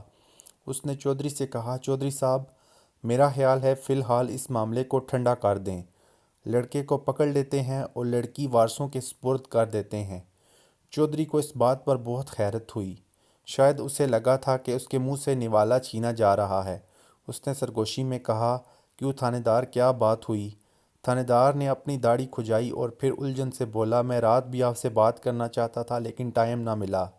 دراصل شہر سے ایک خط آیا ہے، ایک بڑواں انسپکٹر یہاں آ رہا ہے۔ میں سوچتا ہوں خواہ مخواہ کوئی مصیبت نہ پڑ جائے۔ یہ خط دراصل میری روانگی کے وقت ہی ایس پی صاحب نے لکھا تھا، لیکن دور دراز علاقہ ہونے کی وجہ سے کافی دیر کے بعد وہ خط یہاں پہنچا تھا۔ چودھری نے کہا، بیدی یار، کیسی باتیں کرتے ہو؟ ایسے انسپکٹروں سے تم 1000 بار نبٹ چکے ہو۔ منہ کھول کر آئے گا، ہم منہ بند کر دیں گے تو واپس چلا جائے گا۔ بیدی نے مجھے ایک غائبانہ گالی سے نوازا اور بولا، میں نے اس کا نام سنا ہوا ہے، بڑا نیکوکار اور شرافت کا پتلا بنتا ہے، ہماری لائن کا آدمی نہیں ہے وہ، بہتر ہے کہ ہاتھ پاؤں بچا کر رہیں۔ میں اپنے بارے میں ریمارک سن کر محظوظ ہو رہا تھا۔ چودھری بیدی کی طرف کچھ اور جھک گیا اور دونوں کانوں میں گفتگو کرنے لگے۔ جیسا کہ اس گفتگو کے بارے میں بعد میں پتہ چلا، چودھری کا ارادہ تھا کہ تھانے دار جولاں اور انوپ کو اس کے حوالے کر دے اور وہ ان کے ساتھ اچھا برا کرنے کے بعد انہیں نہر میں ڈبو کر مار ڈالے۔ بعد میں کہا جا سکتا تھا کہ انہوں نے پکڑے جانے کے خوف سے ڈیگ نالے میں چھلانگ لگائی اور تیز بہاؤ کی وجہ سے ڈوب گئے، لیکن تھانے دار کو اپنی فکر پڑی ہوئی تھی، لہٰذا وہ اس تجویز پر راضی نہیں ہوا۔ اس نے کہا، جولاں اور انوپ پر الزامات لگا کر انہیں پنچوں کے سامنے پیش کر دیا جائے اور اس معاملے کو کچھ دیر اسی طرح لٹکا رہنے دیا جائے۔ اس نے دوسرا مشورہ یہ دیا کہ ڈاکٹر انیل کو فوراً ہلاک کر دیا جائے۔ جی ہاں، ڈاکٹر انیل چودھری بسوا جیت کی حبس بے جا میں تھا۔ اسے چودھری کے ساجن پور والے ڈیرے میں رکھا گیا تھا اور 2 مسلح آدمی ہر وقت اس پر پہرا دیتے تھے۔ دراصل ڈاکٹر انیل کو اس وقت اغوا کیا گیا تھا جب وہ اپنے ایڈوکیٹ دوست کے گھر سے واپس آ رہا تھا۔ اغوا کرنے والے سادہ لباس میں پولیس کے آدمی تھے اور انہیں بیدی نے انیل کے پیچھے لگا رکھا تھا۔ ساجن پور کے اس قید خانے میں 3 ہفتوں کے اندر انیل کو بے شمار اذیتوں کا سامنا کرنا پڑا۔ اگر میں ان 3 ہفتوں کی تفصیل میں گیا تو پوری کتاب بن جائے گی۔ جب انیل کے انجام کے بارے میں سب طے ہو گیا تو چودھری نے اپنے کچھ کارندے جولاں اور انوپ کے پاس چھوڑ دیے۔ 2 رائفل مین بھی وہیں اتار دیے گئے۔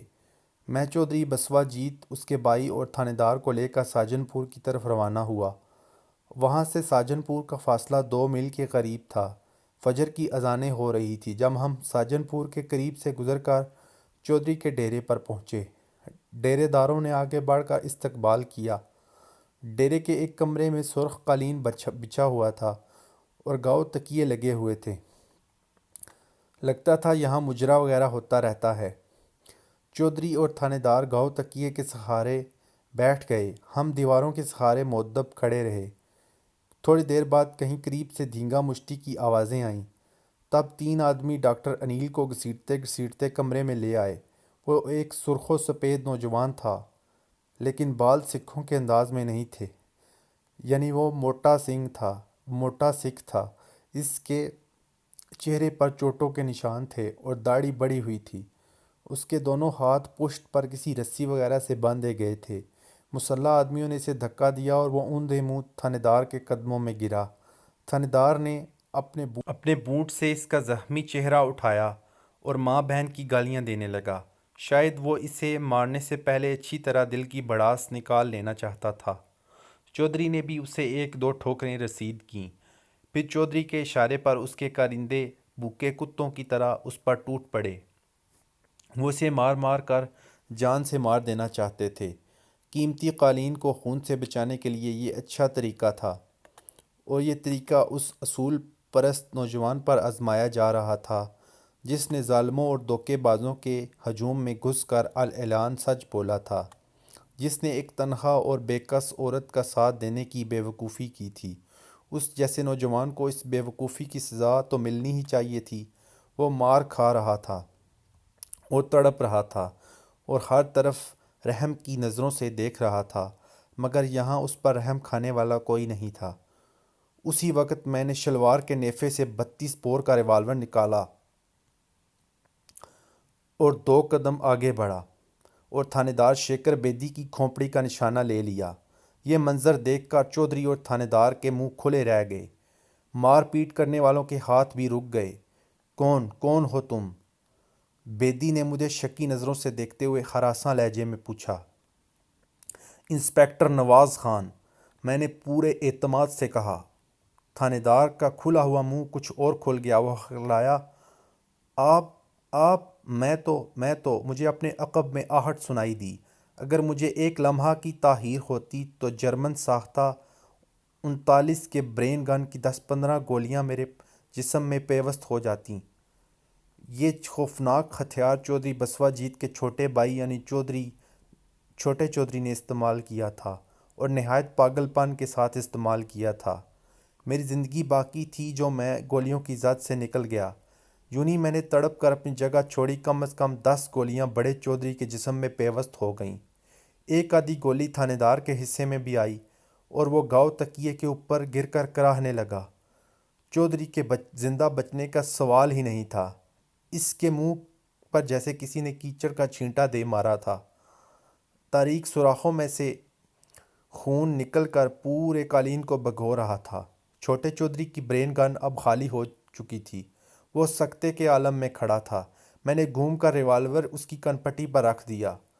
کمرے میں گولیوں کا دھواں تھا اور فضا میں ابھی تک برسٹ کی بازگشت گونج رہی تھی۔ چودھری بسوا جیت کی ہلاکت اور تھانے دار کے زخمی ہونے کے بعد میں نے گاؤں کے حالات پر کس طرح قابو پایا، یہ ایک لمبی کہانی ہے۔